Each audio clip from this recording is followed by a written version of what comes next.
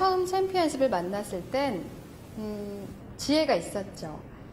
그 다음엔 여러 명이 거쳐갔지만 이 자리를 지킨다는 건 아마도 거부할 수 없는 나만의 매력? 피파 고모가 되기까지 쉽지 않았어요. 끝없는 자기 관리가 중요하죠. 피파 온라인 3 챔피언십 놓치지 않을 거예요.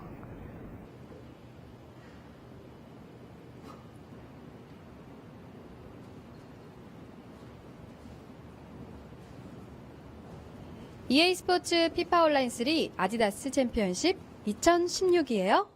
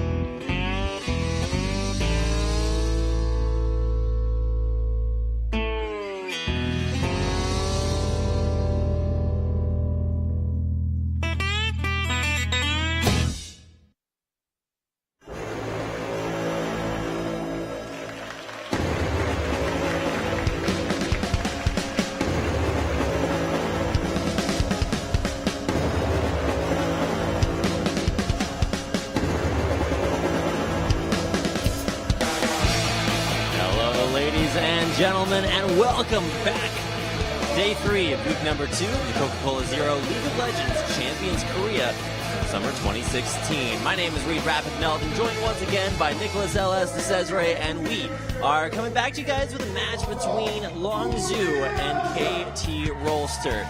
See some big cheers from the crowd down here at the Nexon Arena. If you are in Gangnam, Seoul, South Korea, come down and watch some good League of Legends. And I think good is a little bit of an understatement when it comes to KT Rolster. They've always been sort of like the perennial like second or third place team in Korea, but Longzhu are the ones that are really going to have the challenge here tonight.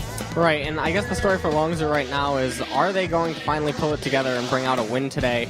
They're down 0-4 right now in terms of win-to-loss ratio, so that's not a very good feeling. But KT almost losing out in that series last week against MVP in that nail-biter ending where Nexus lived with 53 HP, so I don't know if KT is actually so hot right now.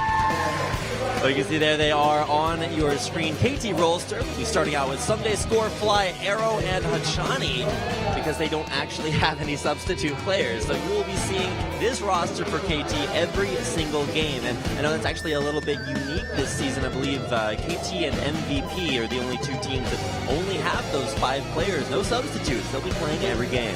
Right, and we were just talking about before the cast how Longzhu has 9 players on their roster, I believe.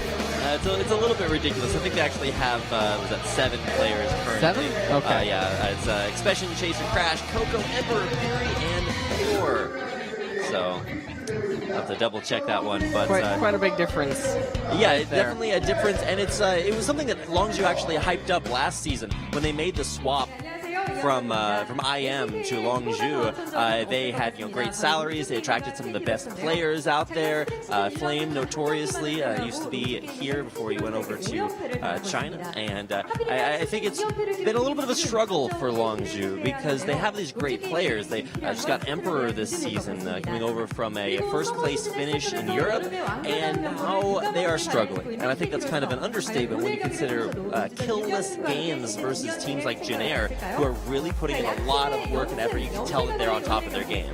Right, and I mean, Longzhou's roster, if you look at it on paper, it looks great, but nothing's really coming from it in the games. And Emperor not really having the hottest of showing. He was used in place of Fury in one of the sets. But I don't know what they're going to be able to pull out here today. Emperor will be on the starting roster for today's match. So looking to bounce back. And last time he played Caitlyn and Ezreal. So two of the big 3 AD carries right now. Right, and it's a very meta champion pools too, whether or not we see Fury subbed in later on. It's nice to see Emperor out here in Korea. He did okay, but that's okay in the context of teams that are really of a team that's really struggling here currently. If you guys are fans from Europe or Brazil and you're fans of Emperor, it's good to see him now back in Korea, ready to make another run at Champions. But as long as you have a lot of things to work on currently, I believe they'll actually be starting with Chaser currently in the jungle. So not going to see Crash. I think Crash is a player that really impressed at least me last season when he had like 80% kill participation every game. But Chaser definitely in there as well. He's a very transformative player. He used to be known by Real Foxy way back in the day, and nobody likes to talk about those days because it was a dark time. But renamed, and definitely I guess a good player coming into this season. Just really surprising to see such lackluster results from Longzhou. But like we said in our opening intro video, if you guys caught that, just trust them, and hopefully that trust will not be unfounded as we get into today's series.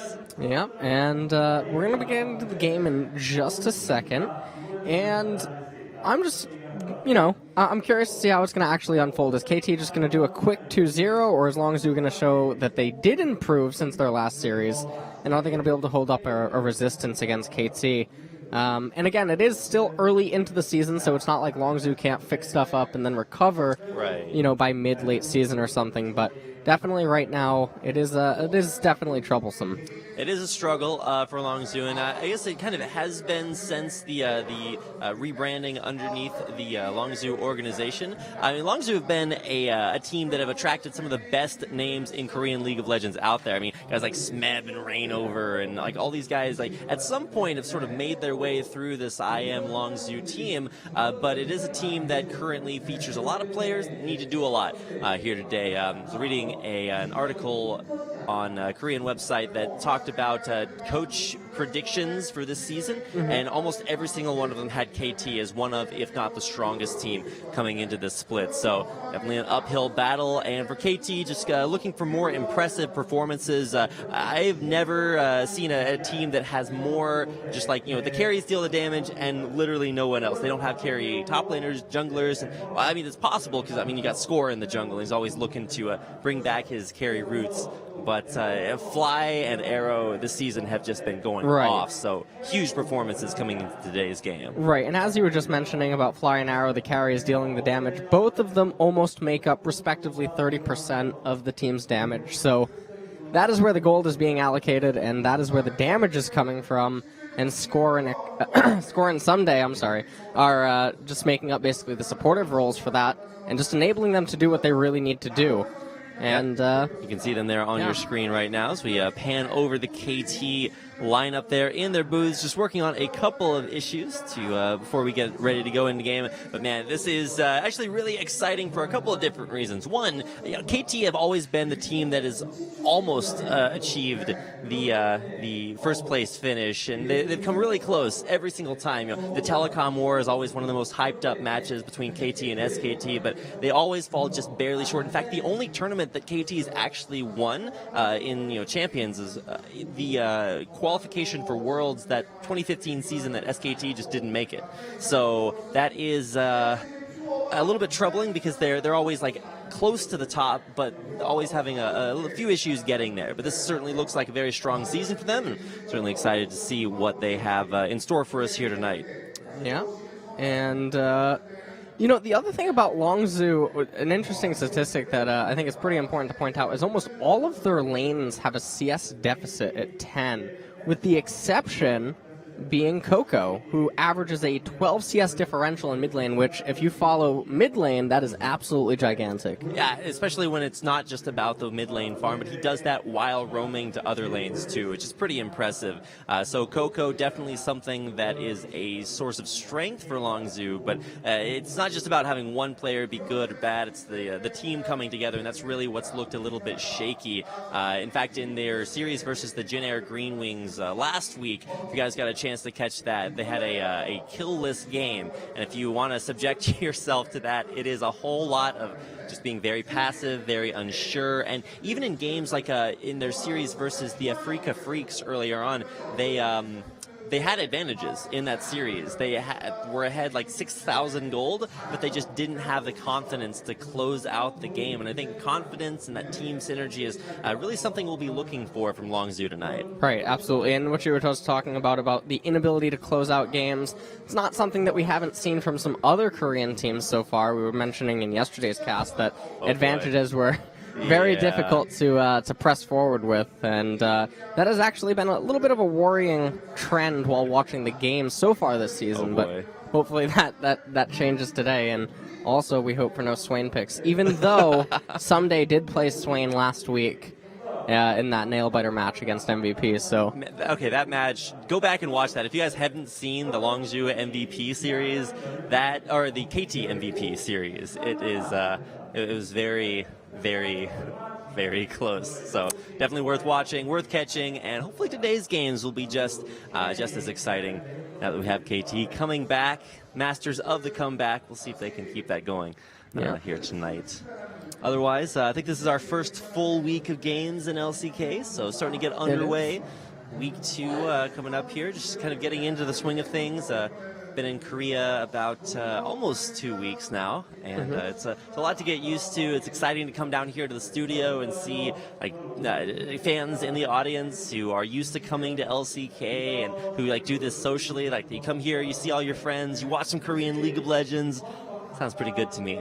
It is. And no, the crowd is made up of mostly females, by the way. I saw that in the Reddit thread yesterday about how, there's actually the fan clubs here for the players and the teams are actually ridiculous. They gave us some snacks yesterday. I think it was Kuzan's anniversary for when he first started here in LCK. His birthday. Oh, I think it was actually his anniversary. I think I said birthday, but I think I misread it. Really? But, yeah, I'm pretty sure it's the anniversary of when he first started playing. All right. So, he started a year ago. So, nice to see that. And like I said, fan clubs are ridiculous. So, it's awesome to see so much support out here in the audience. Had a lot of foreigners stop by yesterday, too. And it's always cool to see people come by and watch the best League of Legends. It is indeed. And I'm not totally sure, and I apologize, by the way, for the delays, what exactly is going on right now. We got to bottle up all this greatness and then just release it. No. I don't know what's about to happen. We're seeing players sort of doing... Coco's got this thing where he macro spams all of his buttons. So if you watch StarCraft players, they'll do that too, where they're just getting their APM up, ready to go. He's got his starting build order. Yeah.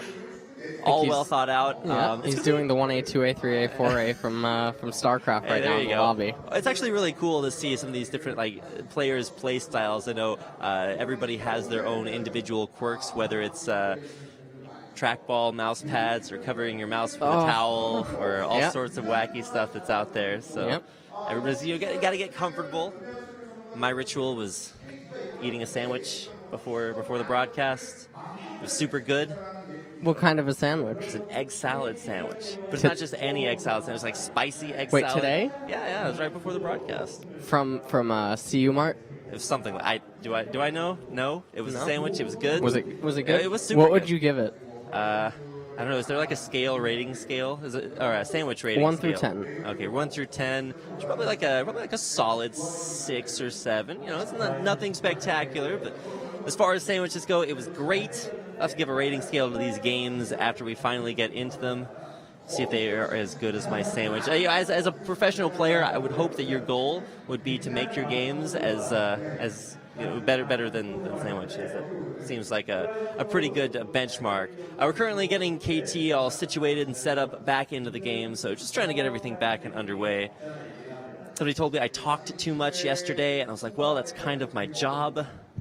So let's try to make this as entertaining as possible. You can see Emperor there on your screen, a new addition to Longzhou this season. So excited to see how he performs. He split games with Fury last week, so it's not like he hasn't gotten a whole lot of playtime. I guess no one's gotten a whole lot of playtime. We're only 2 weeks into the season so far. So looking forward to seeing how he performs, how he meshes back in to the Korean system after having been, I think, the most well-traveled player here today. Yeah, for sure. He went from Brazil. Well, he went from Korea to Brazil to Europe, I think. Now back to Korea. Back to Korea. It's like the reverse Korean exodus. Has there been a player that's played in every region? Suno has come really close. He played in Korea, North America, Brazil, and Europe. So I don't think he's played in Taiwan yet, but he's really close. He's currently the mid laner for, I think, the SK Gaming Challenger roster. So he's been around. That's pretty impressive, though. He's definitely traveled in his adventure in League of Legends. So absolutely. Well, all the KT players have almost left the lobby. So yeah, they decided they're not actually playing today. It's like, oops, we're actually supposed to be scrimming right now. Maybe that's why they thought they came to the studio. I don't know. Hachani is the only KT player left in the lobby right now. Yeah, 1v5. He's just like spamming question marks right now. He's like, team, where'd they go? Now he's writing, this is my story. All right, we're about to hear a story from Hachani. It's like, I'm the sniper. So he's going to 1v5 ace all kill. All right. LZ right now. I don't know, man. Coco says, check this out. Okay, well, man, we're having this awesome battle in chat in the lobby. Hachani versus Coco rap battle going on in the League of Legends chatting lobby. This is actually insane. I never know, thought I'd consider someday a sniper quite yet, or Hachani rather. Hachani's the spectator right now. I'm not sure if that's what's going on, but we're just waiting to get over all of the players in the lobby. And in the meantime, they're actually just being hilarious. So wish you guys could be here to see this. If you guys are ever in Korea, come on down. I think tickets to watch here are like less like $4 or something like that. So ridiculously inexpensive. Yeah, something like 3 or 4,000 Korean won, which is about $2.50 to $3 American, roughly. Plus, you get to hang out with us, so I mean, pretty cool. You get to hang out with all these screaming Korean fans every single time a player does something insane in games. I don't know if you guys can hear it on stream through our microphones, but the crowd actually just loses their minds. It's like the end of the world here. It's like, oh my goodness, that was the best thing I've ever seen, and it'll be interesting to see the fan reactions. This is honestly one of my favorite parts about like casting Korean League of Legends live here in Korea is just seeing the fan reactions, because in North America it's always cool, everybody claps, but like people like legitimately just go absolutely crazy over these games. It's really cool to see that fan reaction. It's like the mecca of esports. Yeah, it is.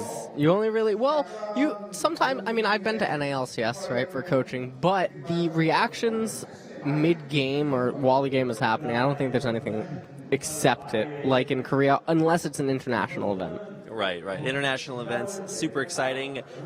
Super excited to see international players here. You got guys like Lust Boy, like Emperor. Who else was it? Fly. Also, he's made the rounds. He was. In case you guys are in college watching this broadcast, Fly actually used to play collegiate League of Legends for Cheonan Technical University. Oh, way back in the day. My friend Mimo was on there. The old MVP mid laner. Way back in the day. Yes. Man, we'll take back in my day. Yeah. Starting to show our age Back in here. my day. Yeah, so Fly started out playing collegiate League of Legends. Then he joined, I think it was Jin Air. Yeah, Jin Air. And then he was part of the Korean exodus to China. He played on teams like IG, and then on their... I don't think he ever actually played for IG, but then he joined Young Glory, their sister team, and now he's back in Korea. So nice to see sort of the reverse Korean exodus coming back and bringing a lot of talented players along with it. So Fly currently the only mid laner for Korea. Now the players are saying, can we play this game? They just want a 1v5. Yeah, Coco is ready to go, and Hachani's just like, hey man, let's go. So we're waiting to see the players go. I think Hachani just wants to have Someday 1v5 right now. Someday is the only KT player in the lobby, but it looks like we are about to go. This is actually hilarious. I wish we could broadcast the spectator lobby. Probably the best part of the game so far, because there hasn't been any part of the game so far. So the players are actually all ready to go in the lobby now, so we should be starting off game number 1 here very, very shortly. I know that's what you guys came for. It's what I came for. Actually, I came for they have some sick Coca-Cola Zero here too, so I was definitely pretty excited about that. I always love when events that I work for have food or drink sponsors. I'm like, yes, big fans of that. So not totally just selling out. I actually do enjoy food a lot. Do you like Coca-Cola? Are you a Coke or a Pepsi fan? Am I allowed to have an opinion? I think so. Oh boy. Well, I had the stuff they offered us yesterday, and it was super good. Much like League of Legends, LS. You know what else is super good? That we're getting into the game. Hey, big fan of actually playing games or watching games, casting games. So let's go ahead and get picks and bans up on your screen and underway. Patch 6.10 still, even though patch 6.11 is coming out soon. We're going to see first ban Sivir there by Longzhu. Not going to give that one over away to Arrow. Yeah, Arrow played that twice so far, so it was the only AD carry that he has showcased. Probably a pretty good one to take away from him. Ryze ban, not so strange. However, none of these top laners have played Ryze yet, so it's not like there's any sort of targeting being done there. Yeah, Ryze has been 100% pick or ban, mostly ban. I think he's only been picked up 2 or 3 times so far. Right. And Bard, a support that both support mains share right now. So picks and bans are relatively standard currently. The only ban that is a little suspect is definitely Trundle, so we're going to have to see what Longzhu's intentions are with that Trundle ban. Right. Well, Hachani has always been a big melee tank player, so with things like Alistar, Braum, Trundle definitely, I think it was his second most played champion last season, so nice to see at least one melee support ban. Hachani, double MVP for his Taric performance. If you guys got a chance to catch the first KT game of the season, it was monstrous. I've never seen Taric do those things. It's crazy. So he's pretty good with it. He might actually bring it out again, depending on how much of an AD-centric comp Longzhu goes with. And well, Rek'Sai locked in for Expression, so that is taking away the Rek'Sai from Score, who played that last week. Someday hovering over Teemo. Actually did hit Malzahar there. Now, Malz is a pick that I know... Malz is a pick that was absolutely broken, but it looks like he just doesn't belong in professional play after his hot picks, but he's still probably a solo queue hero.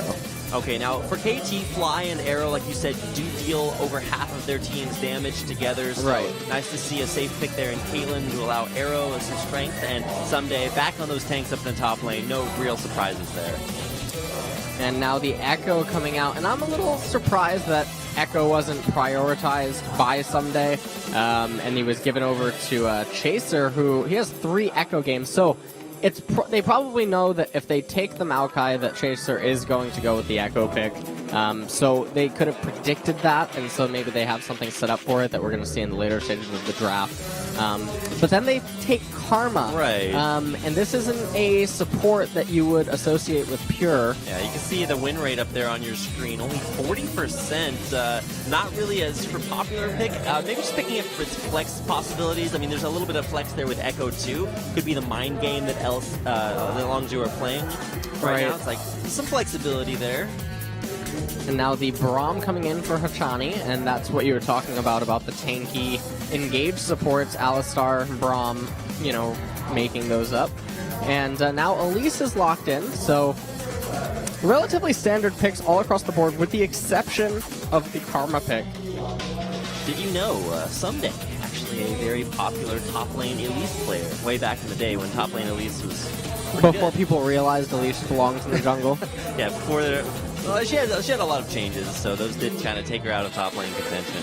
Last two picks coming in here for Longzhu, and it looks like Pure might be thinking about flexing that Karma and Echo pick a little bit by picking up an Azir, so that does look like it'll be top lane Echo, so that's going to stay there, but swapping the Karma from mid to support, along with a relatively late pick on Lucian. Kind of surprising to see one of, if not the most popular AD carry right now, be saved so late in the draft. Yeah, for sure, and in before support Azir, no, I'm just kidding, but Lucian Karma is definitely an extremely powerful lane. They can basically light you up in just a few seconds, so that's going to round out the team composition for Longzhu.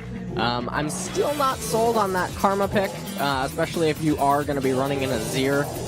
But the protection that Echo and Rek'Sai is going to grant is so we're looking for a mid lane pick for Fly, and with the Varus being hovered over, Varus kind of the surprise pick for me this season. Relatively popular. I think we've seen him 3 or 4 times, and it's one of, if not the best poke AD mid laner. I think, yeah, probably the only AD poke mid laner that's being run right now.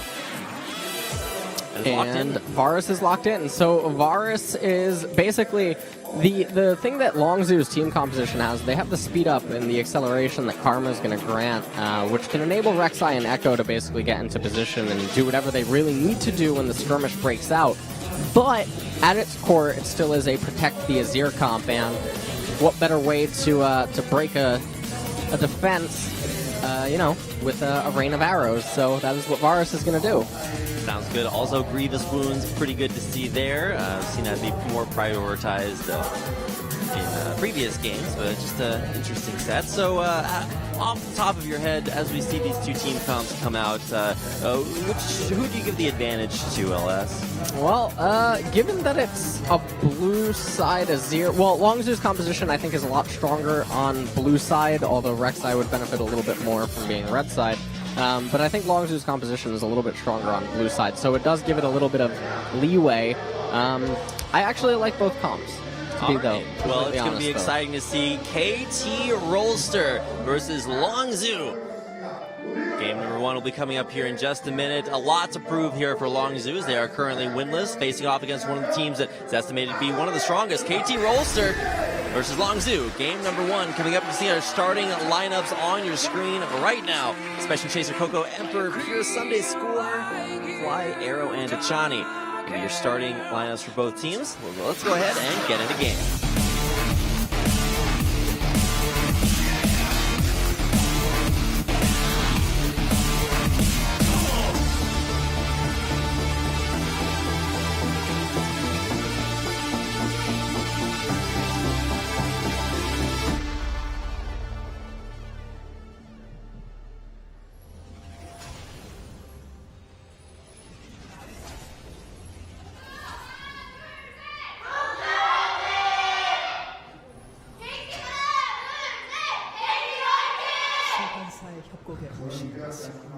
My favorite part of the broadcast, LS. The fangirls.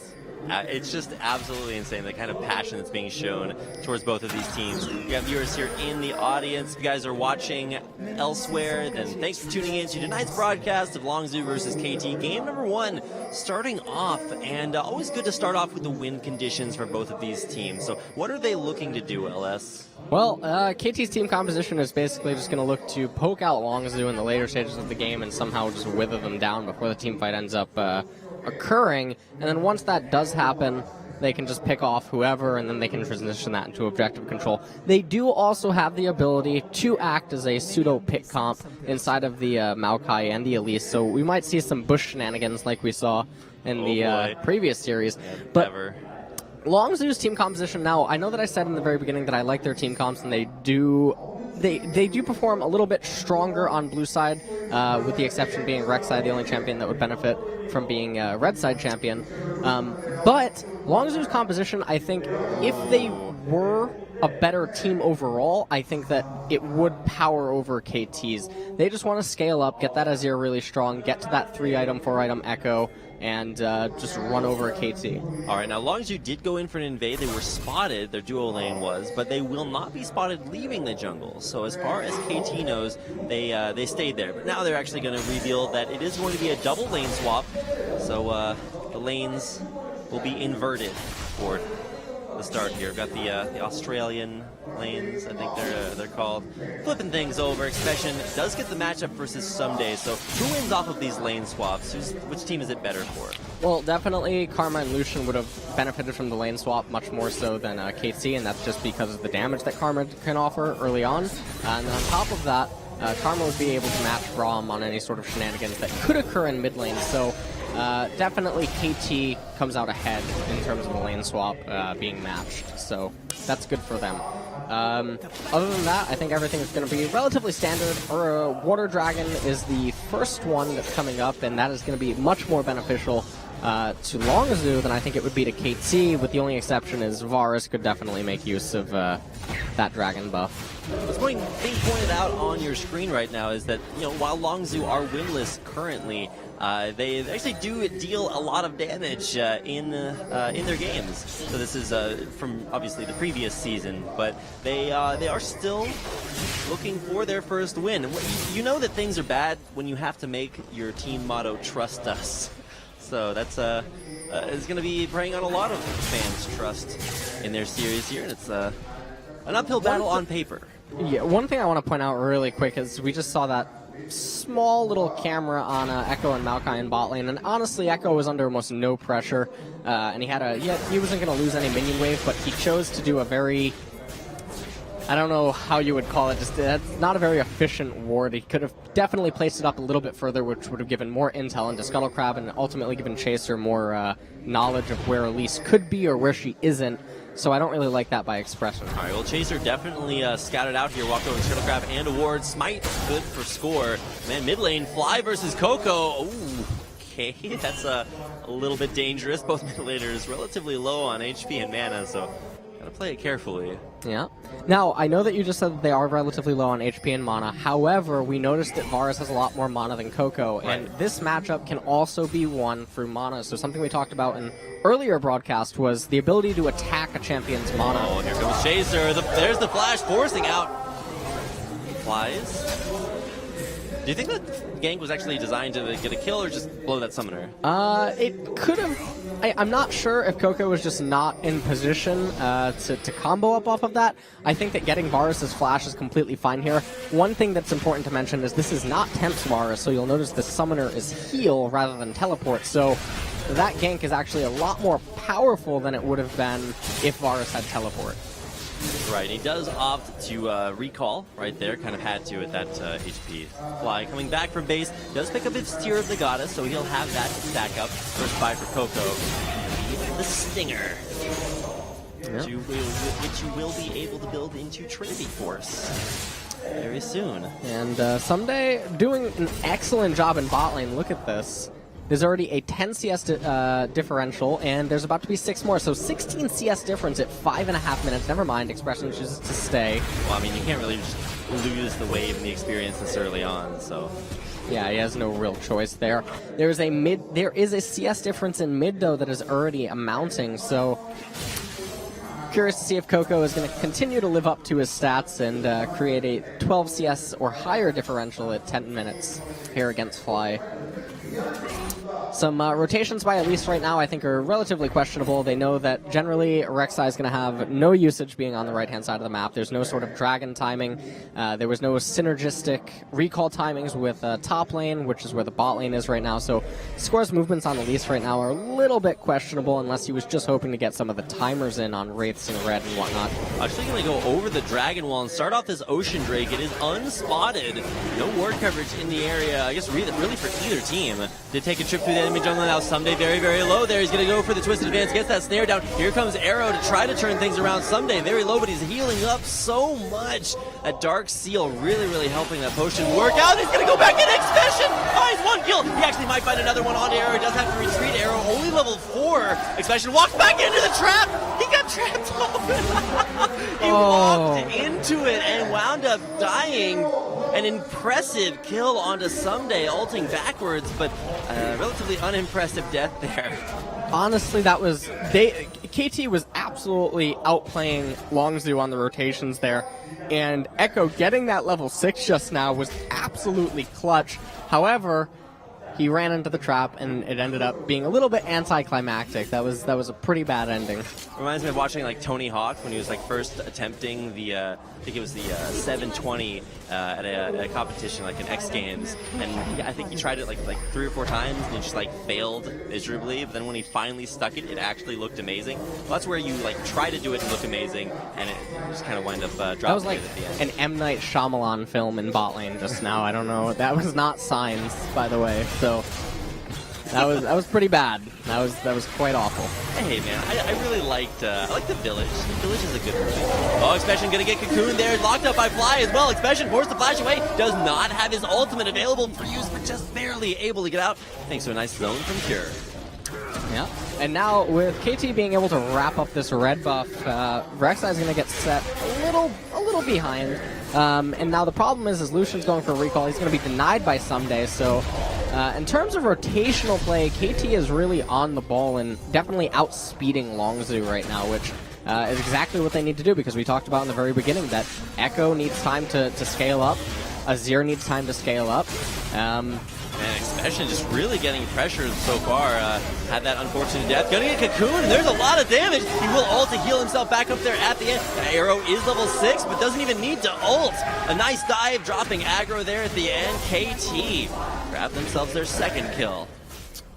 And KT is putting on a clinic right now all across the map, except for in mid lane. Fly is probably wishing he could fly out of mid lane right about now, but there is a 26 CS differential in that matchup. So huge credit to Coco, because he is the only thing right now keeping his team in this. Well, that's been true for the majority of Longzhu's games. Coco is the member of Longzhu who has performed the best when it comes to damage dealt stats, KDA, all that kind of stuff. Actually, I think Chaser also has done fairly well, but yeah, mid lane matchup definitely going in his favor, and Fly did have his flashbone earlier, but it is back available. He's going to have to flash this. Actually, just dodges it, walks around, does have his flash, but he's not going to use it. It does wind up going out. Pure flashed out of there. I think he's just ditching them. He's like, hey man, you guys are on your own. Chaser now going to be the next member of Longzhu to fall. Arrow coming up big with the kill. I really don't know. This game, now we look at the goal difference right now and we only see 1,000, but that is not telling an accurate story right now. Because remember, Longzhu needs time to scale, and so normally you would think that, okay, if a scaling team composition has a little bit less gold, that it means it's okay. But because of how quickly the 1K gold deficit has, occurred, this game feels a lot more loss already for Longzhu than it normally should at this point. And so right now, KT probably feeling really, really confident, and they're really far ahead. Yeah, and that's what you're seeing there in the replay. Just one after another, just getting caught out over and over again. I think the most telling part of that was not the deaths. It was Pure, who went in with the rest of his team and then immediately dipped. He was like, wait a second, this is not a good place, and hit the flash button over the wall. Not going to stick around with the rest of his team. It turned out to be the right decision, but Longzhu having some struggles with those right decisions so far. Yeah.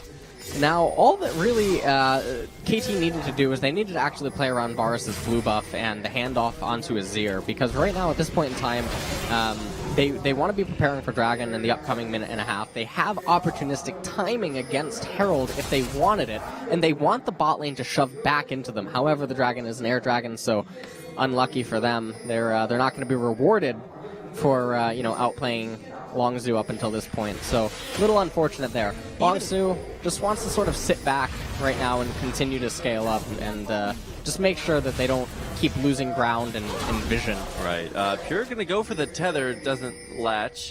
Even Cloud Drakes do count towards the number of dragons that you take when you get Elder Dragon, so it still helps to pile those up because it does increase the amount that Elder Dragon bonuses you up. It does make your Magic Gathering binder look a little bit thicker. you know, when you do get that Elder Drake. That's like when you ask for change and nothing but $1 bills, so it can make your wallet look even bigger. Yeah. I had someone do that to me once. It was like, those are actually all only ones. Like, my wallet's full of Cloud Drakes. Oh man, that is what they are on the side. That is what they really are, just Cloud $1 Drake, bills. The $1 bill. Yeah. Of League of Legends. Yeah. I mean, Riot might try to buff it, but then maybe it's just going to be like a $5 bill. Not a $2 bill. $2 bill, pretty rare. You would like to. That's like a herald. Yeah, $2 bills are actually pretty legit. I had a store clerk refuse to take it because they didn't think it was real. I was like, this is actually like government money. But anyway, yeah, back to the matter at hand. What would you change about Cloud Drake? Just make it give movement speed all the time? Maybe you could have Cloud Drake give a flat movement speed, and then you could have it gain movement speed when moving, similar to Deadman's Plate, up to maybe 10 more or something. So it's like, it's a flat 15 up to 25 when out of combat. Something like that. You definitely have to play with the numbers, but right. Yeah, the fact that it only works well out of combat is a little bit... makes it less prioritized, to put it that way. So let's talk about this bottom lane. Talk about how Emperor new to Korea, back here again with Longzhu, and fresh off of a very strong season, playing a very strong champion here. But what is it that's going to allow Emperor to carry, or is it even about Emperor? You said it was protect the Azir earlier. Well, yeah, the focus isn't going to be on Emperor at this point. Coco, again, one of the key focal points for keeping him in this game at this point. We know that he did have the blunder just a few moments ago in mid lane, missing the ultimate. But the real story is going to be about Echo and Azir come in the later stages, and Emperor is just actually going to act as a cleanup in this composition. Okay, so great champion to do that. Lots of mobility. Hits that 40% CDR cap relatively easily.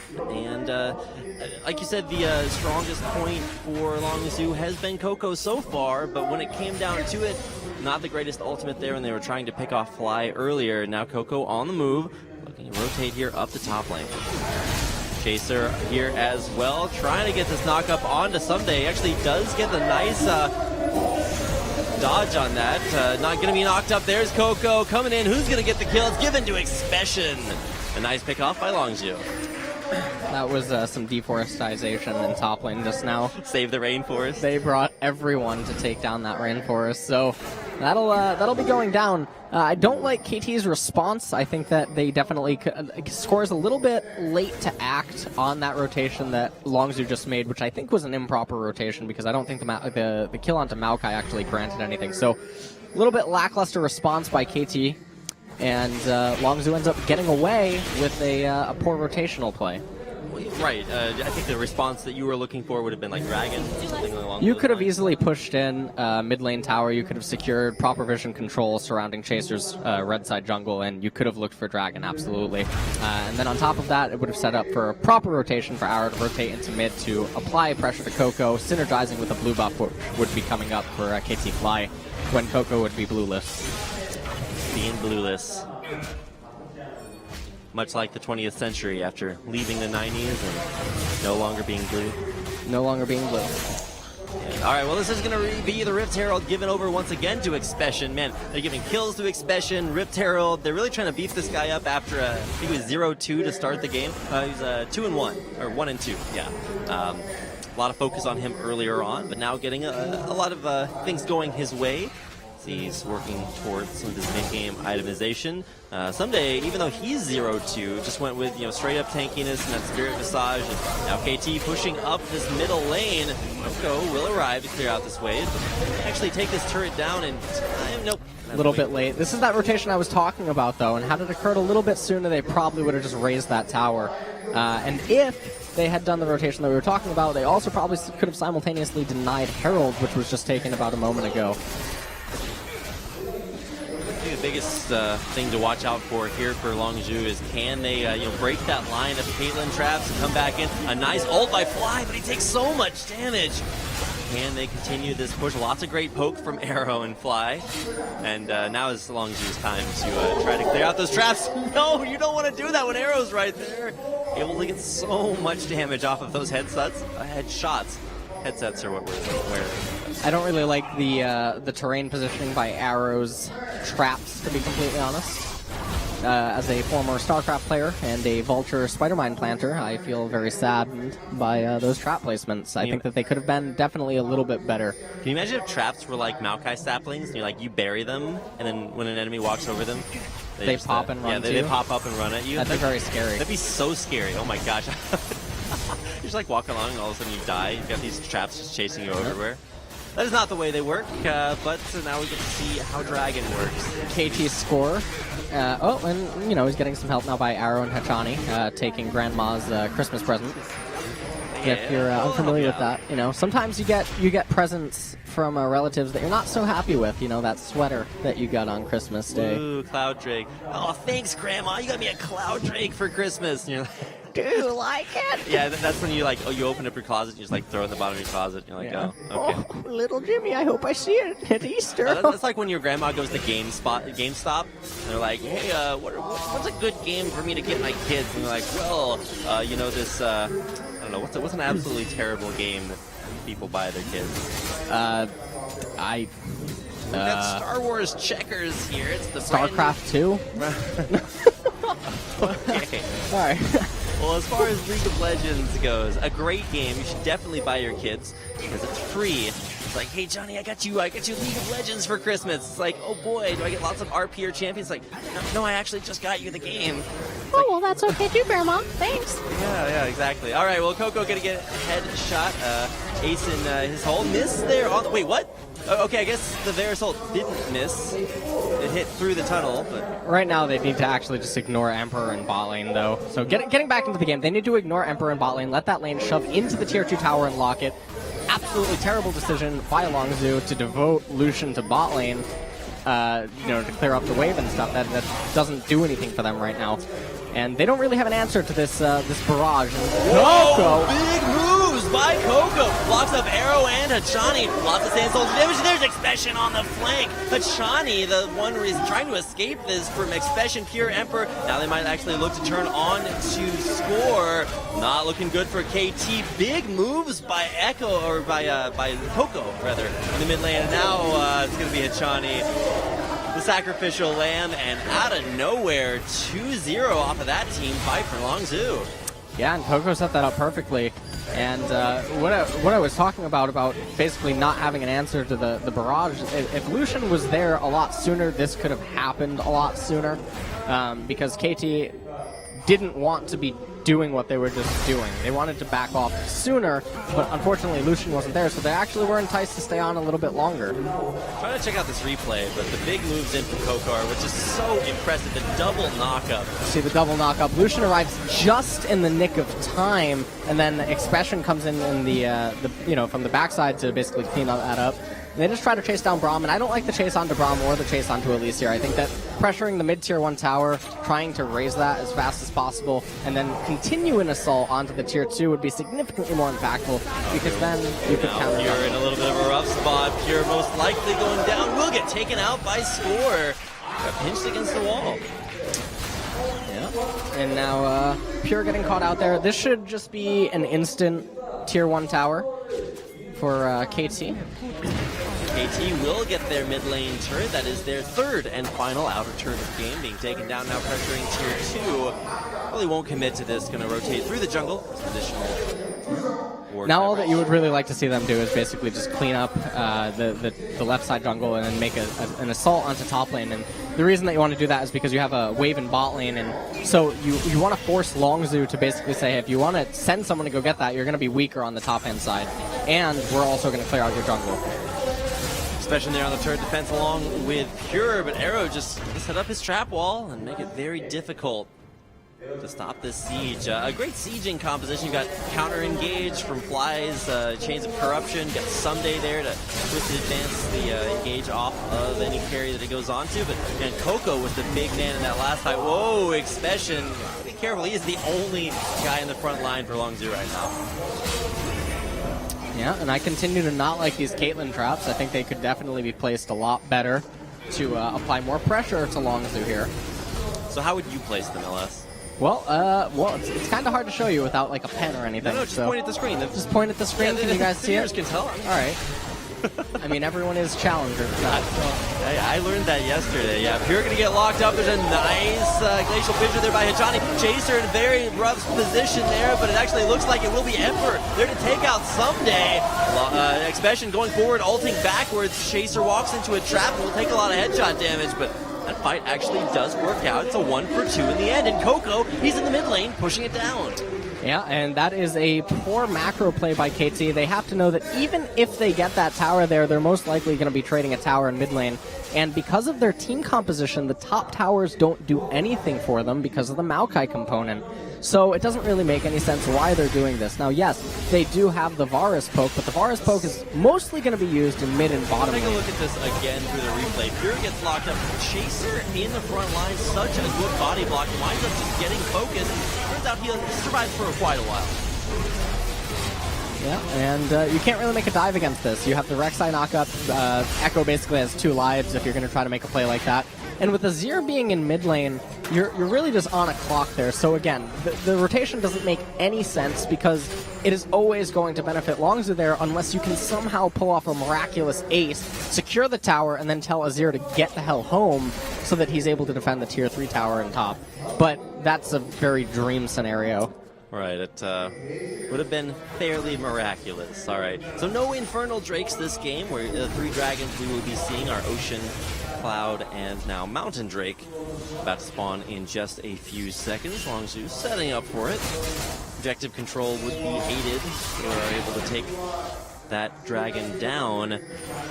Some questionable decisions for both teams. You saw Pure die earlier from just getting pinched against the wall. That fight from KT under turret, not necessarily the greatest. And now Longzhu on strong rotations to take down these outer turrets. Yeah, and Longzhu now really back in the Chaser. I don't want to go that way. Steps on a trap, but does not break his mother's back. Maokai's movement's a little bit suspect here, considering the Echo can actually cut him off. We're going to see if Expression goes to do that. So right now, the rotational play by Longzhu, they're really stepping it up, and now they're the ones outplaying KT. Never heard that saying? I guess it's a new one. Or an old one. Either way. Now it looks like they're going to be able to they're going to be able to secure Dragon here if they choose to do so. All you really need to do at this point in time is just pull Azir in, and you can easily get the Dragon. I don't know why Chaser's choosing to recall, so a little bit bizarre. So KT for the past, I'm going to say around 10 minutes, has really been missing the mark on the rotational play, and they've been a little slow, and then at certain points, they were a little too fast, like we saw in top lane where they butchered a dive attempt, which ended up benefiting Longzhu greatly. So some questionable stuff coming out right now from both teams. We enter the mid-game phase. This is where it's kind of dangerous. That's the word I was looking for. Because it's so easy to either get caught out of position and just lose 2 turrets in your lanes, or have picks give up dragons or barons. And it does look like dragon is what's being started here for Longzhu. Let's see if they can take this one down. Does not look like there's a whole lot in the area. KT just going to give this up, and I feel like out of all of the dragons to give up, Mountain probably one of the better ones. Right, and see, this is the problem. As Longzhu could have done this a few moments ago, and they chose not to, and now because they chose not to do it at that point in time, KT had the ability to lock up 2 of the lanes and then basically force Longzhu to fight them at a point where Longzhu still doesn't want to fight yet. Echo's still 1 item out from that massive point in the game where he's just going to be absolutely gigantic and extremely difficult to shut down. Coco will get the blue buff, not stolen away by Chaser. Good guy Chaser, who walks into Hachani and will walk right back out. Of course, there is Arrow there towards the side. Arrow really scary right now, going for his second crit item. What is that usually? What's Caitlyn itemization like these days? The Caitlyn itemization that we're seeing here, hold that thought. Okay, they got really excited. I'm like, wait a second, he's got tunnel, got a whole lot. Hachani walking forward, takes half his health and damage. Is a little bit far ahead of the game, especially considering that Black Cleaver Yomu's combo that really shredded his armor down. Now bottom lane, the super intense fight between you can see here that Someday. Expression, even though he has 4 kills and 2 assists, the CS is what tells the difference. So if you're watching and you're not aware, about 14 CS equals a kill. So that CS differential is really coming into play because Someday just has a lot of gold and he's up a core item on Echo right now. Oh man, killing minions is hard. Is it? Faker says, there's actually some, I tweeted out a little while ago, there's some wise words from Faker. If the minion's HP is low, if you attack it, it will die. Hey man, sagacious. Did you know words. that? You probably didn't. I thought that was the way that worked, but every time I try to do you it, didn't. no, that's not the way it You works. didn't. See? You see that? That minion's that golem's HP was low. He hit it, it died. I think this is the real. I'm surprised CNN did not mention that in their Faker article. One of his great sayings. Yeah. After Faker retires, he's just gonna make like memoirs of Faker. It's gonna be like Sun Tzu's The Art of War, like The Art of League. Yeah. Actually, The Art of E-Gamers. I think Big Fat LP actually wrote a book called The Art of Mid Lane. We don't talk about that. Yo man, it's such a good book. Have you No, read it? it's not a The best science fiction I have ever read. It's the best science fiction on how to plateau in Diamond and NA. So anyways, getting back into the game though, we're gonna talk about right now. Basically, the problem that KT's having is they can't really find a way to force Longzhu to fight them, and so Longzhu's gonna continue doing what they want to do, scaling up that Azir, scaling up that Echo. And the only person that's really going to be doing any sort of scaling relative to the team comps right now is going to be Fly. Yes, Maokai is going to be absolutely enormous. He's going to be really tanky, but that's not really going to matter too much, well, compared to the arrows that Fly is going to be shooting out in the team fights, because that is going to be KT's only hope at getting a victory. Shawnee, I was going to say caught, but there's not a lot of damage there to actually kill him. He's pretty tanky right now. He's being a pretty tanky. Bottom lane is... This is the fight that never ends. Expression and Someday in a little bit of an interesting altercation. I don't think Someday actually loses this.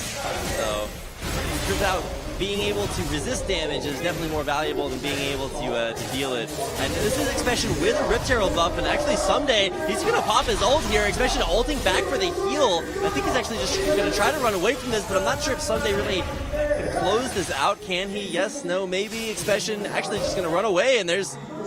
Wait, was that... no, it was not. I thought I saw like an Eason hole. I was like, he's on the other side of the map, but... like a 25-second skirmish. Yeah. And they say tanks steal damage. Well, I mean, if you look at it Someday, look at all those damaging items that he's picked up. He's got like a halfway damage item. Well, two half. He's got Sunfire Cape, kind of deals damage, especially in those long extended trades, so... Good job there by Someday, and I really don't think Expression's going to be able to fight him for a while. Yeah, I don't think so either. I think Maokai is just too tanky for Echo to take down on his own, but that's okay because that's not his goal. Up to? He's kind of walking into 3 champions, and now with Expression coming around the side, TPing in, but not actually making anything happen off of it.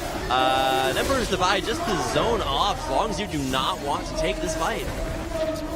Yeah, and now the problem is once Longzhu gets clumped up like this, and once they're forced into a runway setting, this is exactly what Fly wants. He just wants a straight shot for his arrows, sort of like a plane during takeoff. It's a shame Jin Air's not playing.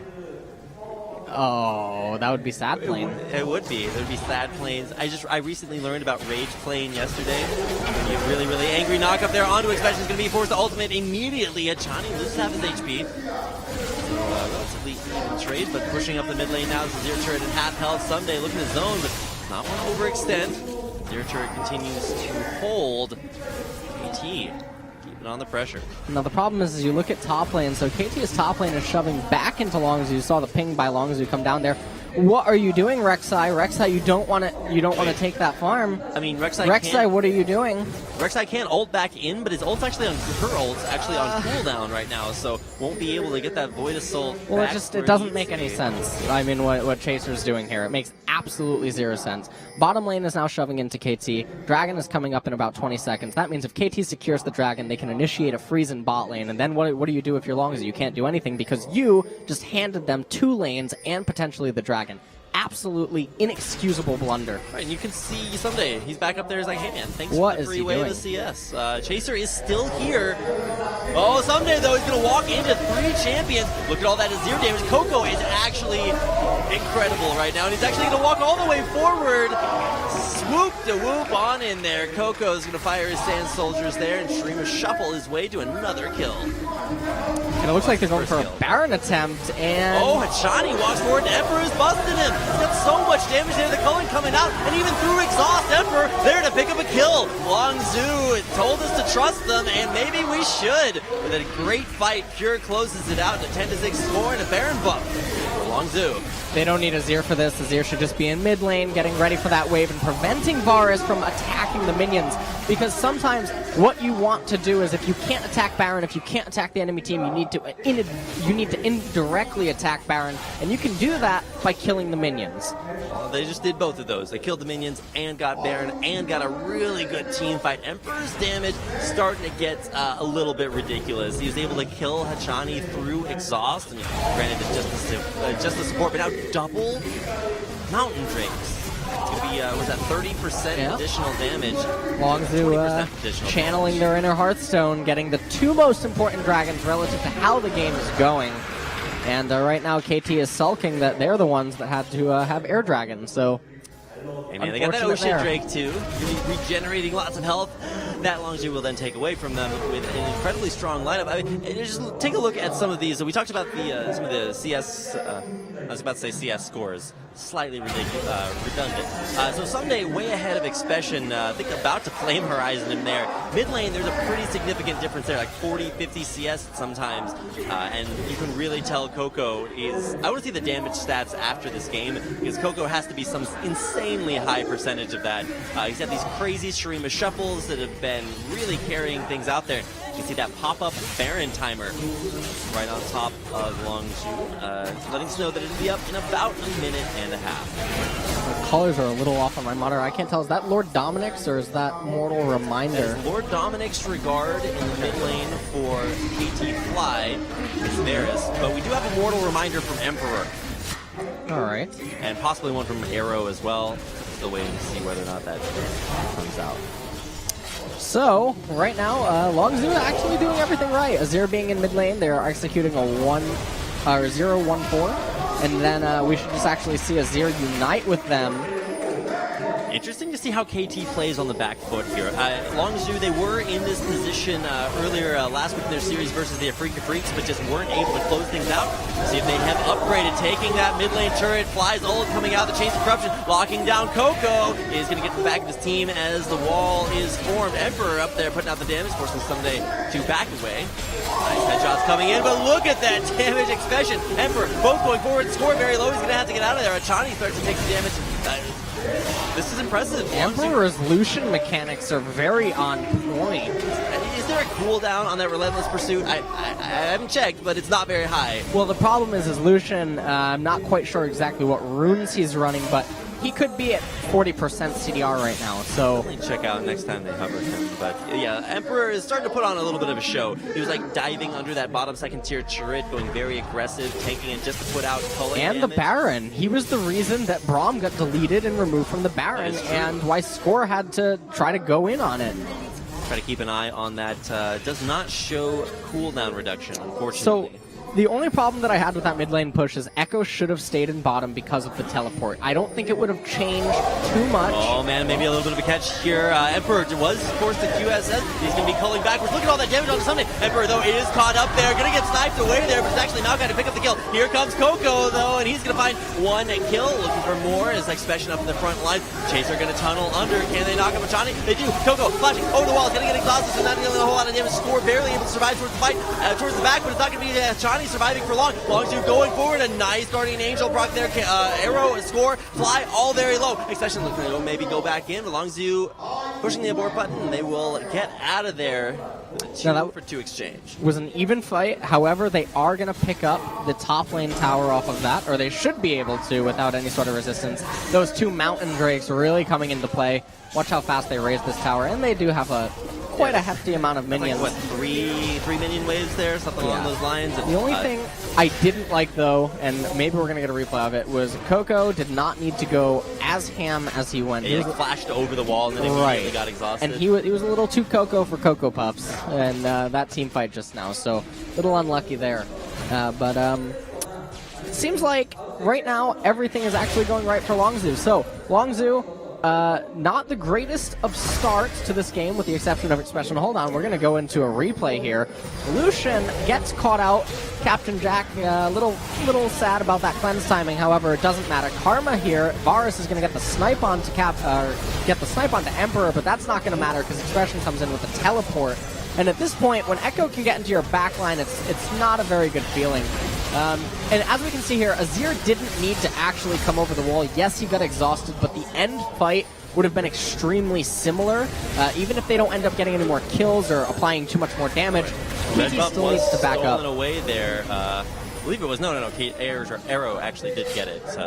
Chasers will pop a few of those traps. Arrow coming back around. He's got that red buff and he wants to put it to use. So, wow, so a lot of flashes down there, but Emperor, oddly enough, even after getting kind of caught out there, does have both of his summoners available for this upcoming fight, which will be Elder Dragon in a minute and a half, or a minute, Baron up in a minute and a half, so a lot of action about to transpire here on Summoner's Rift. Very few flash spells for carries, though. I mentioned Emperor, but no other mid lane or AD carry actually has theirs available.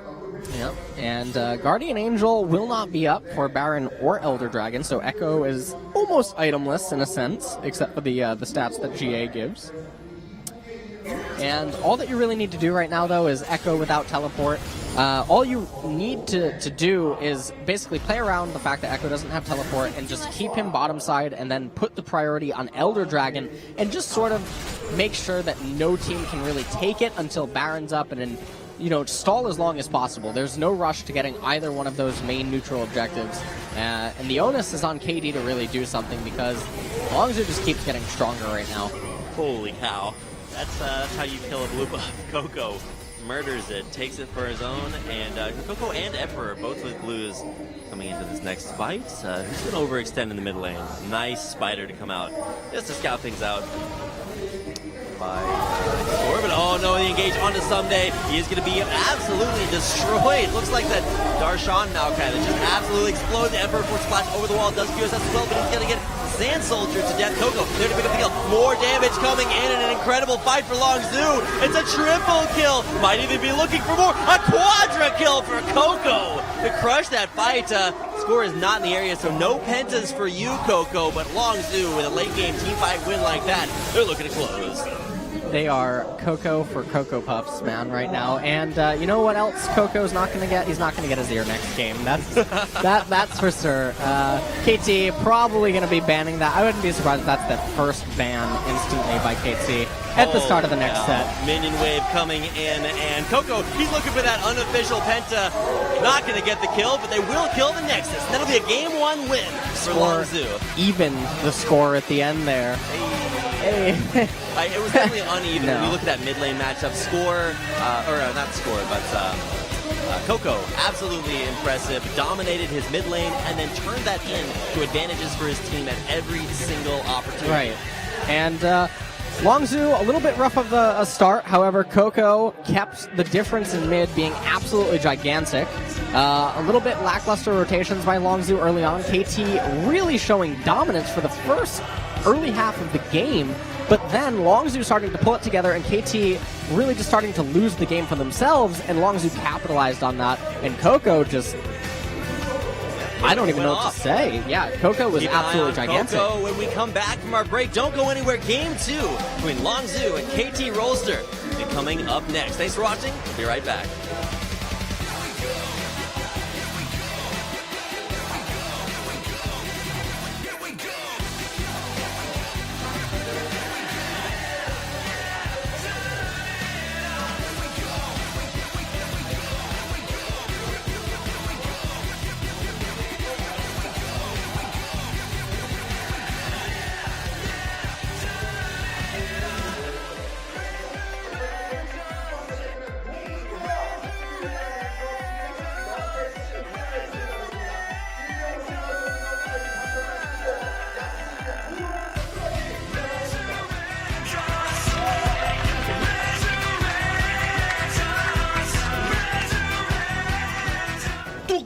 이정 체인지업을 그대로 받아쳐가지고 감전 밖으로 확 넘겨버렸잖아. 아, 언제요? 어제 레전드 야구선에서. 전설은 계속된다. 스크린 야구의 레전드 야구전 더맨원.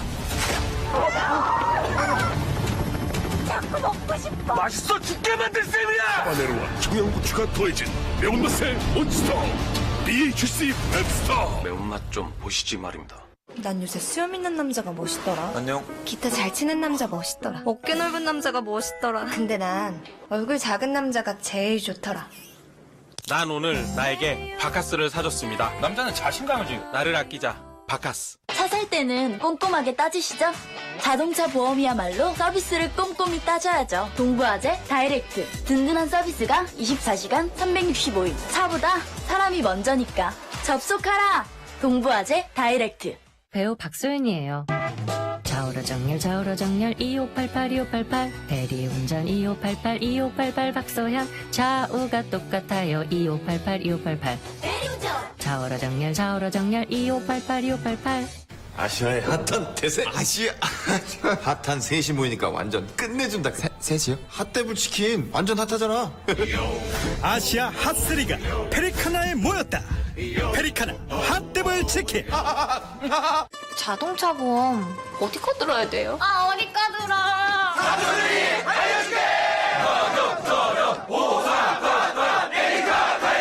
다이렉트에도 품질이 있어요. 삼성화재 다이렉트 홈페이지에서 배용. 잘 봐, 네 안에 뜨겁게 불타는 열정. 볼케이노 핫하지, 뮤직이는 핫하지, 국내 볼케이노. 탱크하게 국내 볼케이노.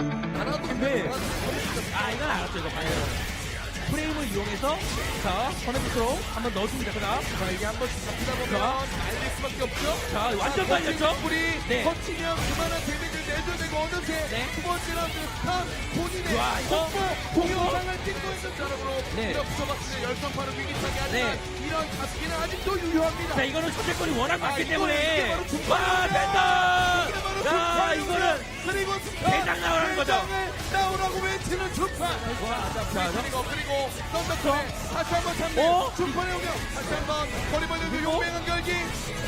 데칼 이거 한 대만 맞추면 돼요. 아 이거 안 되나요? 시에가 체력은 없고 아, 영월킬. 중판이 여기서 영월킬.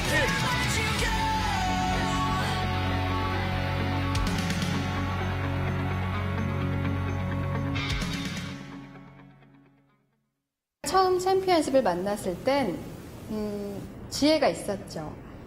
그 다음엔 여러 명이 거쳐갔지만 이 자리를 지킨다는 건 아마도 거부할 수 없는 나만의 매력? 피파 고모가 되기까지 쉽지 않았어요. 끝없는 자기 관리가 중요하죠. 피파 온라인 3 챔피언십 놓치지 않을 거예요.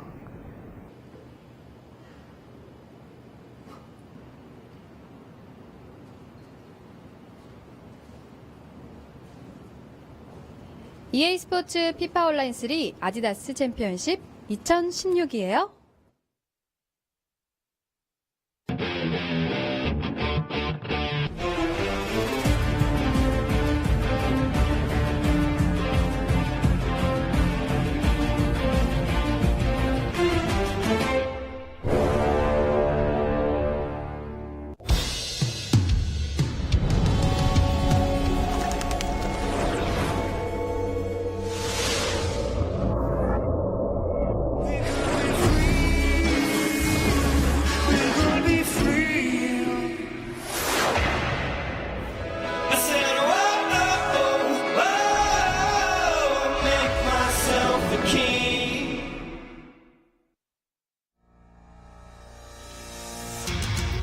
Watching the crystals turn to ice, Mercury slowly falling, lost underneath the stormy sky. Hello, ladies and gentlemen, and welcome back to Coca-Cola Zero League of Legends Champions Korea Summer 2016.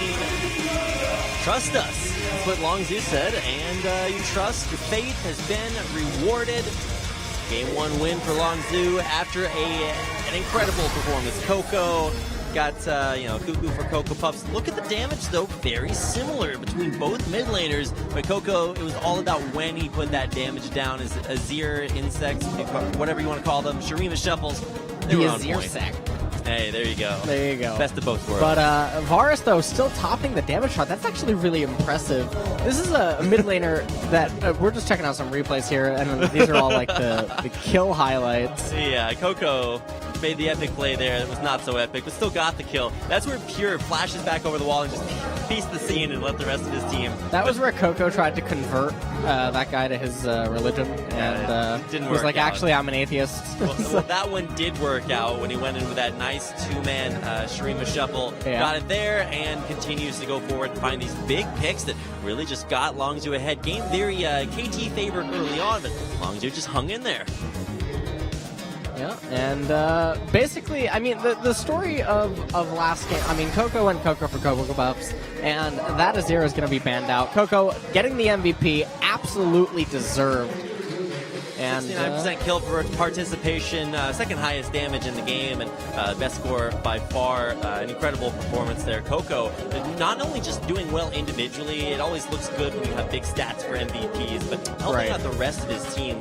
Oh, he kept them in it early on. Yeah, absolutely. So Coco really holding it together for his team. Expression, I know that he looked like stuff wasn't going his way. He almost got Flame Horizoned, or maybe he did get Flame Horizoned, but truthfully, mechanically, he got the first solo kill early on, then he messed up hitting the Caitlyn trap. His mechanics were on point, and he did a lot of work for his team last game. So I don't care about his CS. I don't care how his KDA might have looked at certain points. That guy was actually a monster last game.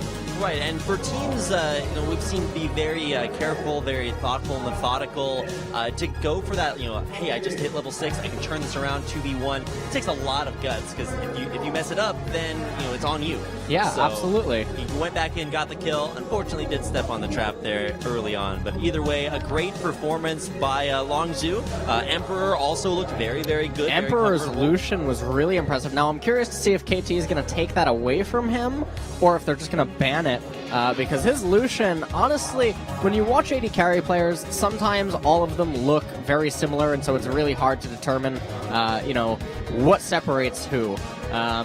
And honestly, the way that he would move forward with Lucian and demand attention and then still somehow get away from stuff was honestly really impressive, because he was almost acting as an initiator on Lucian in some cases, and that's just not something that you commonly see.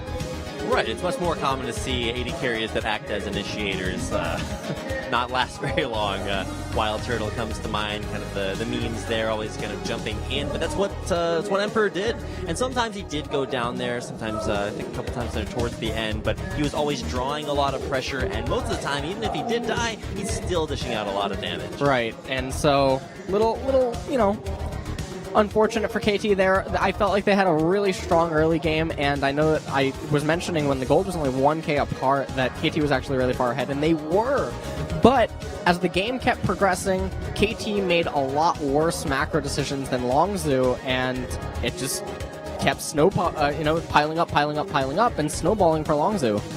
Right, and if you guys caught the gold graph earlier, you can see KT ahead for the majority of the game, and then this huge spike at the end, where Longzhu won that last team fight thanks in part a lot to Coco's Azir. So definitely not going to get that. He did get a quadra kill. I think that's a pretty good way to secure yourself the MVP. Yeah. Almost a penta. Interestingly, I think the only player tonight that has a penta is, I think Someday got one on Riven last year. Trying to think of other players who have pentas.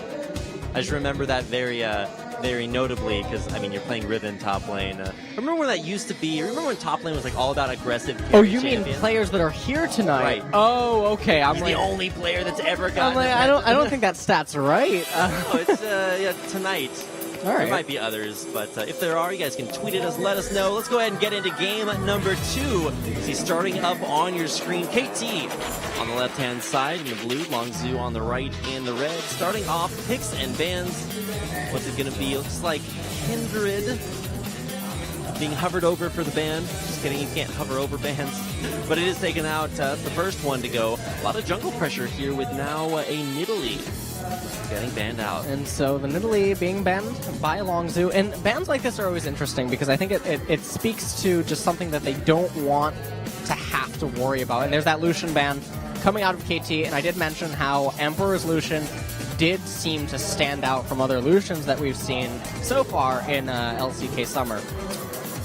Interesting to see KT actually being the ones to ban that Lucian out. So they obviously won't be prioritizing that in the first round, but Rise ban, no surprise there. The Azir, though, is the big pick to watch for here. Is Coco going to get it again, or will KT first pick it away, possibly? Yeah, and Rise ban coming out, so no Rise for Someday. I think it's going to be no Rise for just about anyone. And Fiora, that's a very bizarre ban. They must and be the Sivir against Arrow again. Trying to enable Someday to be able to play tanks that Fiora would otherwise do very well against. There's a Sivir ban, so Azir is still on the table. Will KT take that one away after such a good game from Coco? No. Gonna go back with Arrow's Caitlyn. Okay, well, back to Caitlyn, and I wouldn't be surprised if they just do it up again for Rek'Sai Azir, but instead, they're going to give Expression his Echo for the, I want to say, 5th time now. He has played, he used 3 times before this, and so... Right, so this is going to be his 5th game on Echo, so he's really in love with Shattering Time. I can just see, Lust Boy, Expression goes up to him and is like, please, sir, I'd like to play other champions. Like, no, you will play the Echo. Yeah. And that's kind of how it works. But this time, Azir will probably get taken away from Coco. Wouldn't be very surprised about that at all. Score oddly familiar to see so many picks from game number 1. That I guess they worked for Sunday early on, just not as the game drew on. So kind of take this Azir away from Coco, maybe the recipe for success. And one thing that I think is questionable is I'm not so sure that the Rek'Sai needed to be picked as early as it was. I think that if they did want to take Azir, they could have. And well, how do you balance that out against not showing your hand too early and just getting solid picks and saving your best for last, or just taking those power picks? Because that's the Bard lock-in for Pure. Yeah, and that is a Victor lock-in for Coco, so we're going to see Coco's Victor. Now, this is a very, very standard matchup, and if we went back in time about a year, that was the only matchup that was occurring almost in every region, Victor versus Azir. So if there's someone that hates Shurima, it's certainly Victor and his glorious evolution. So used to be like Orianna, Ahri all the time. Yeah, Orianna, Ahri, Orianna, Karthus. Yep. Oh, man. I remember when Karthus was a champion. You know what was the favorite, the most entertaining was Lulu, Orianna, and what was it? Lulu, Orianna, Nidalee, mid lane. That was fun. Oh boy. Yeah, did you enjoy that, the utility? The utilitying. Why can't I hold all this utility? Well, speaking of utility, it's going to come in here for KT. They've already locked in most of their damage, so now it's time to get the tanks going on, and it's going to be Hachani back on that Braum. No real surprises there. Even, I think they did ban out Trundle in game 1, but not banned out this time around. He's still sticking with the Braum there. Not too many big surprises. I'd love to see another Terran game, had an MVP performance on that. And now it's actually going to be someday back on that Maokai, so expect lots of super exciting top lane action. Yep. Once again, last pick coming in here for Longzhu. It's going to be the AD carry. Locks in. Jhin. Jhin. I haven't seen Jhin in quite a while. I guess there hasn't been a while for it to be picked, but this is, I believe, the second Jhin performance in LCK this season. Yeah. Played once week 1 and now back here for Emperor. A very, very different style from Lucian. Jhin is gonna Abraham Lincoln Azir in mid lane. That's what's gonna happen. Azir's gonna try to. This is a protect the Azir comp coming out of KT, and Jhin is not gonna have any part of that when he puts on the curtain call. Emperor Wilkes Booth. Yeah. Emperor Wilkes Booth. So, anyways, the team compositions, as you can see again, as I just mentioned, it is a Protect the Azir comp coming out of KT, and one of the most cookie-cutter Protect Azir comps. Nothing really too flashy. Caitlyn just going to round out with the extremely long range and her ability to clean up fights as they go on extended. Maokai and Elise do offer that thing that we talked about, where if you go into a brush, you can just get deleted, and certainly Braum is going to definitely assist in helping that out. Jhin and Bard versus Caitlyn Braum is not a matchup I'm too knowledgeable about, although I can't see it being too bad, but I wouldn't be surprised if they just go for very standard lanes. Although if a line swap does occur and towers get raised quickly, that is going to benefit Bard a lot more than it's going to benefit Braum. All right, we'll see how the lanes get swapped around there as we get into game number 2. You can see our starting lineups exactly the same as they were in game number 1. But man, it cannot wait. Could be a 2-0 for Longzhu. They told us to trust us. We'll see if we can. Game number 2 starting right now.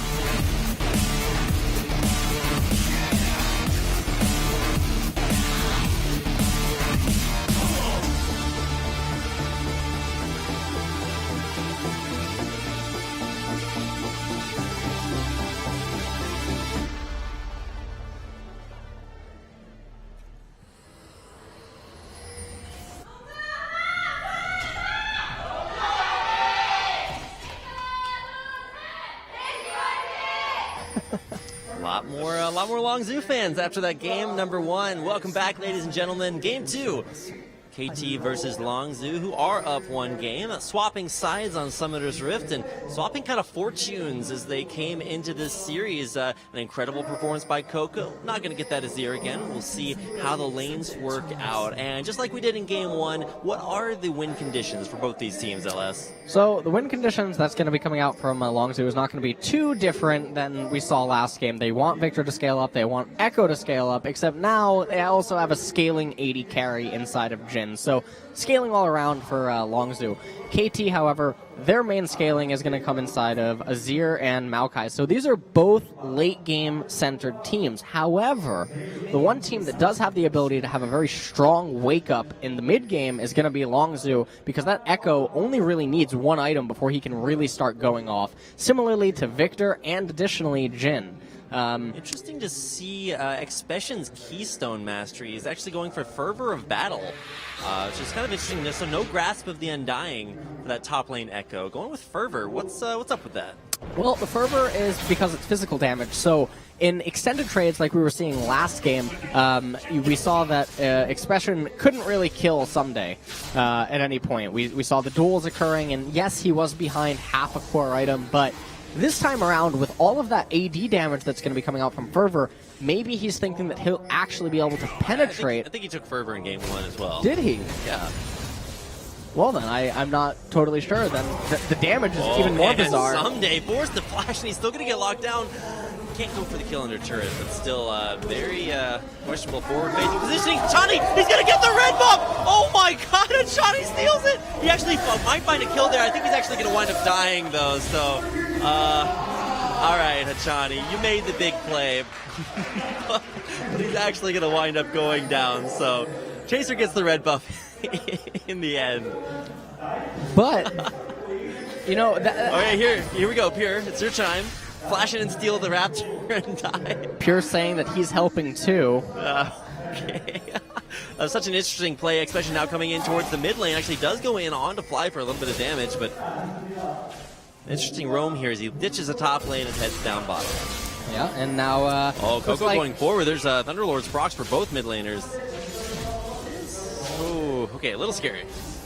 Yeah, and unlike the Varus matchup, the mana benefits both parties tremendously in this one, so there's no such thing as attacking the mana right now in mid lane. Some interesting stats there on your screen right now. Fly kind of Coco's kryptonite. So you can see his average performance much better than as opposed to when he faces Fly. So interesting to see the relationship there. I certainly didn't have any problems in game 1 with it. Yeah, and that was an impressive Victor Laser, managing to scathe the very edge of Fly's hitbox.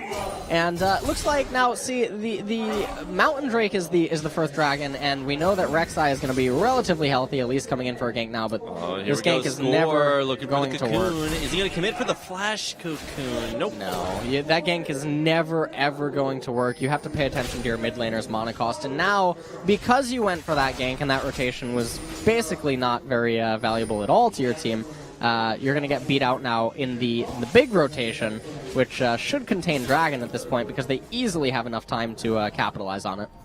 Well, off of that roam from top lane to mid lane to bottom lane, it's actually going to be Expression to take down that side lane turret. Same situation top lane for Someday, but it is Longzhu who are starting off this Mountain Drake. A decent Drake to take early on, and they will have no problems taking that away. No real contest for KT. And they're telling Jhin that he is not necessary for this.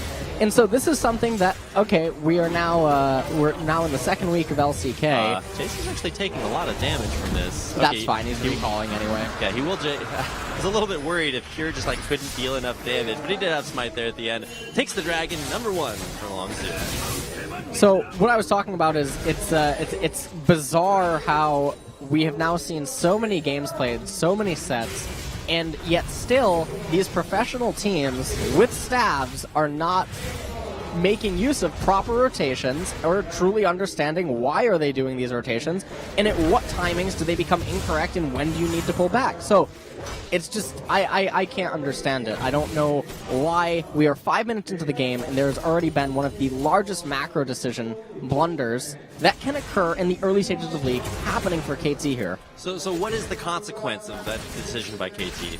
Well, you come out basically entirely even, except you're facing a scaling composition, and now you're enabling their top laner, who is one of the core components to the scaling composition for Longzhu, to basically have a locked lane where he's going to go completely unscathed. There's no neutral objective on the right-hand side of the map, so you have no benefit from aiding your bot lane. And now, Jhin, another scaling AD carry, benefits from just getting shoved under, so what do you do if you're KT? Why did you take that rotation? You just hit yourselves in 3 angles at once. It's just not acceptable. All right, well, Hachani is going to be joining score for what looks to be an invade for some deep ward coverage on the bottom half of the map. They will get scouted out by that Wolf Spirit that follows them around.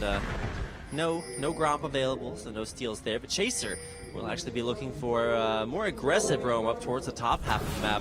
He too is looking for a Gromp. The Gromps are extinct right now. We didn't, enable Save the Gromp campaigns, so we'll see if they respawn in time. All right. Not a whole lot going on here. I mean, it is only 6.5 minutes. But you can tell there's lots of pings onto the top half of the map by KT, letting Someday know, hey, Chaser's up there. You may want to get out of there. Chaser trying to zone Someday off of this turret. They're actually going in for this dive. Someday's trying to deal as much damage as he can. Chaser actually tanked up that a lot of turret shots being tanked. Was that a dive? Did that count? That I don't think that counts. Someday has flash, so they're never actually going to secure a kill there. Ever. I don't really know what the plan was there. They both walked underneath the turret, took some turret shots, and I think Someday lost like 20% of his health. So yeah, it doesn't really make too much sense. The one thing that is gained from it, though, is the entire wave did go into the tower, so Maokai without the ability to manipulate the wave, and now that also is going to be beneficial for Expression in the end. But we're not going to see the fruits of that labor occur for about another minute or so, but be looking for that around 8:30. Ace in the hole and headshot, both onto Emperor. He's down to half HP. Some great Caitlyn pressure by Arrow. He had the same performance in game number 1.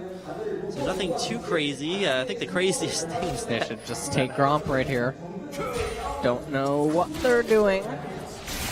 Well, I mean, Gromp is yes, the experience was changed, but the benefit from taking Gromp at that point in time would be greater than top lane. We got a flash forced out there. Someday who will make it back to his turret in time. Ult in the mid lane, used there by Coco.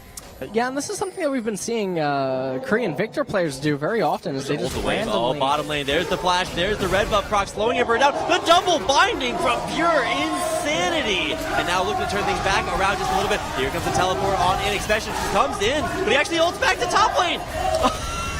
Oh my god. Expression is out of there. Wow, they just put on a show in bot lane, and that was gonna, the curtain call would wrap it up for Jin.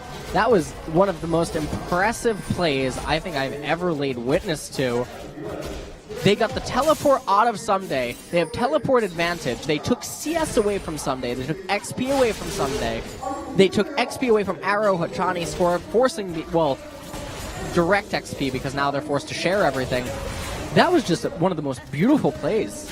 The Echo ult back to top lane. How do you think that's something? Oh man, Score actually going to get bound up in a really rough spot. He will repel to avoid a lot of this damage there. Turret is aggroed onto John. There's the flash in from Emperor, and he's going to go deep for the kill. A big 3-man knockback. The Shurima shuffles in. Fly actually will die to the turret from taking it, but Arrow will follow up with a double kill. Yeah, and Victor not really doing anything there. A little late to the room, and they pinged the tower, but nothing's happening, and it didn't look like he had enough mana, and he didn't have the augment, I think, until just now in order to... maybe I saw that a little bit late. Let's check out the replay. So they get the knock up onto Score, but there was a little bit of hesitation and going for the kill there, so a little bit of delay in DPS. That flash in from Emperor, that was pretty nuts, but that wall, oh my god. And we see here that Pure wasting a little bit of time. This is time that easily could have actually been autoing Hachani. I don't know if he would get the kill on him there. Hachani did level there at the end. He did, right, but that would have been approximately 3 more auto attacks. And if he does get the meeps, then I think Hachani does die. But he just wasn't sure if Azir was going to maintain tower aggro. Well, yeah, Fly did maintain tower aggro and wound up going down there at the end. So a little bit unfortunate tanking there, and Chaser back up to the top lane for more aggressive pressure on a Someday. But yeah, and hey man, there's a Wolf Spirit right there, so not as much of a mystery as Chaser would have liked. Right, and basically my only problem with this is, yes, there's a 2-level advantage. Now, they do have a gigantic minion wave, so they could just threaten taking the tower and tell Maokai, hey, this XP difference is about to get a lot bigger. So the story in top lane, nothing like what it was in game 1, which was Maokai having an absolutely gigantic CS lead. But now the tides have turned, and Echo is the one with almost 800 gold lead over Maokai. However, that rotation in top lane, this is what I was saying, why I didn't like it. Ends up, oh, will Jin, never mind. A lot of damage coming down here. There is the Chaos Storm. Johnny tanks up a lot. No stun there, but there it comes from Emperor. And here we go. Oh, flashed over the wall there. Coco wants to go in for this, but he might have gone too far. Of course, the disengage score actually the one that's very low. Pure binds him up against the wall. Chaser take the kill. They immediately need to just cut out Caitlyn and crew from being able to make their way to mid lane through Wraiths and just shove down this tier 1 tower right now. See Caitlyn, she's coming in from Wraiths right now. She should not be able to do this if simply just Bard was there with Magical Journey to eventually then make his way to mid lane. By doing that, they could have simultaneously taken tier 1 mid and gotten Herald, but because of that, they're not going to get tier 1 mid tower, and that is going to stay alive for Azir to get back and enable him to protect it even longer. So again, mishaps happening, but not the end of the world. But like I was saying, that rotation in top lane comes with a cost, and it was losing the Inferno Drake, and that is exactly why I did not like it. So Inferno Drake, that's going to be the long-term benefit. Another long-term benefit is the Rift Herald, once again given to Expression for the second game in a row. I think it's the third game in a row, because I believe he got it even in the last game that they played versus Jin Air, even though it was a rough game. And to be fair, we talked about that earlier, how this was going to be a little bit of an uphill battle for Longzhu to win it out in game 1, and they're certainly looking very solid. Definitely not like the series that they played last week versus Jin Air. Yeah, no, they definitely look really solid, and like I was saying, on paper they look like they're very strong. And mechanically last game, in the team fights, mid-game, end-game, they looked extremely powerful. And KT looked like the ones that could not contend with them. But this game, right now, the gold score is favoring Longzhu, which means that KT is actually even further behind than they would like to be. Which is a little bit bizarre given that you are an Azir comp. So normally you would think that if you're behind, it's okay, but honestly, because of the scaling coming out of the Jhin, Victor, and Echo, it's not... Fly gets locked down. There's the flash. The knockup is on to Fly. He is able to get out of there. Oh, but he's going to get tempered fated. He is still taking a lot of damage. Should be able to escape, but another binding by Pure. Putting on a clinic. Arrow's going to die to ignite damage, and Pure is able to get the kill. Another flash. A double binding. How does it work? What does it mean? It's too much to handle, and more kills coming in for Longzhu. There was nothing pure about what he just did to KT. Oh, this is disgusting. We need a Victor or a Varus in here so we can have chains of corruption, because that's definitely what just happened. Pure just corrupted everything in his path there. Incredible Bard performance. And he just barely caught Fly with both the Tempered Fate initially and then the binding there at the end. I gotta talk to Riot's like... There we go. Here comes the replay. Fly, why are you this far up? He just gets completely caught out. Jhin putting on the curtain call, and the reason that he does this is he's too far out of position, so he just wants to help his team in any way possible. This is very similar to Caitlyn ulting pre-team fight or something, just to get that damage out there. Pure, as we said... It goes sideways! Not so sure about that hitbox. It reminds me of Morgana right there. 90 degrees. I don't know, man. Pure's got the Bard hacks going in. He is, wow, incredible performance there. So Longzhu definitely in the driver's seat at this point. 6-2, making these aggressive plays happen and really punishing KT for being the ones who are out of position. Are we going to see like a role reversal where this time Longzhu's the one who's ahead early and then KT just holds on and brings it back in the late game? No, I don't think so. I mean, they do have 2 kills on Bard, which it's not, the worst thing in the world, but definitely would have liked to have that on more of the carries. But with the way that Longzhu is, asserting dominance in this game, and they're on top of everything, and KT's the one looking for a moment to breathe, and they're just not getting it. Chaser getting cocooned, might be able to, okay, no pressure there. Tries to get the smite steal, but instead, he just does keep the blue buff from getting onto Fly, which is a big victory there. So no blue buff for the opposing mid laner. Chaser does have to recall back to base, but he's got that Void Assault, so she will be coming back to lane. Yeah. And right now, at this point in time, Jin being in bot lane, it isn't the worst thing in the world. Victor is easily able to hold down mid, so no threat there. Basically, honestly, Longzhu doing very impressive rotations all around the map at this point in time.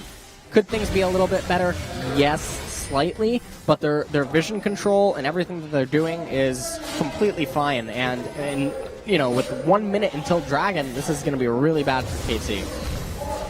Might get the razor sharp buff there for score, but nice ward placed there to just get that ability to clear it out the way. Top lane, more trades there from Someday and Expression. It's interesting to see the aggressive Keystone match choice from Expression versus Someday's classic Strength of the Ages. Or Grasp of the Undying, rather. Bottom lane. Just being shoved out again and again and again. What is the next move? Is it the next Dragon, or are Longzhu going to look for us? Oh my gosh, they catch Achani. Magical Journey over the wall, and all of a sudden Achani in a terrible position. Chaser tanking up all that damage, but he just doesn't care, and maybe even going for more there. The curtain call, missing 1, missing 2, missing 3, and the 4th one not going to hit either. Emperor need to head back to the target range, but Coco walking forward, gravity field down. There's another attempt. Arrow has got the moves like Jagger, I'll tell you what. He was dancing around. Oh my gosh. Longzhu, an impressive catch there. The Magical Journey usage to just negate that wall, and now they set themselves up in a great position for this Ocean Drake. Yeah, and the Ocean Drake will benefit them a lot. Interesting to see they pulled it just out of vision range of that ward in the back of this. Might be in here. Looking to grab it away, but it is secured by Chaser. Look at that binding again! Insanity is that KT get caught out. Emperor there with a kill. How does he do it? Those bindings are so clean. I guess you could say they're pure. How does... We have Mr. Clean in America. This is Mr. Pure in Korea. There is nothing pure, though, about those penguins. I know, man. It's the penguin power. It's foretelling the coming of our the great Lord of Darkness, Pingu, who will be released in a future past to bring 1,000 years of darkness to the world. Starts out, but this binding is disgusting. I don't even know. How does he hit everyone in the craziest way at those insane angles? Pierre's just putting on a show. Key's out there. Key's watching. I hope he, Sunbei notices him. And here comes in well, never mind. He's just getting some wards in there. I was going to say, we return from our replay to Pure, putting down wards. Those wards are so insane. Those penguins. Man, this is the Pingu power, man. You got to nerf that guy. He's got like a 4-second global stun. I don't know what the rest of his moves do, but Pingu's going to need to be kept in check.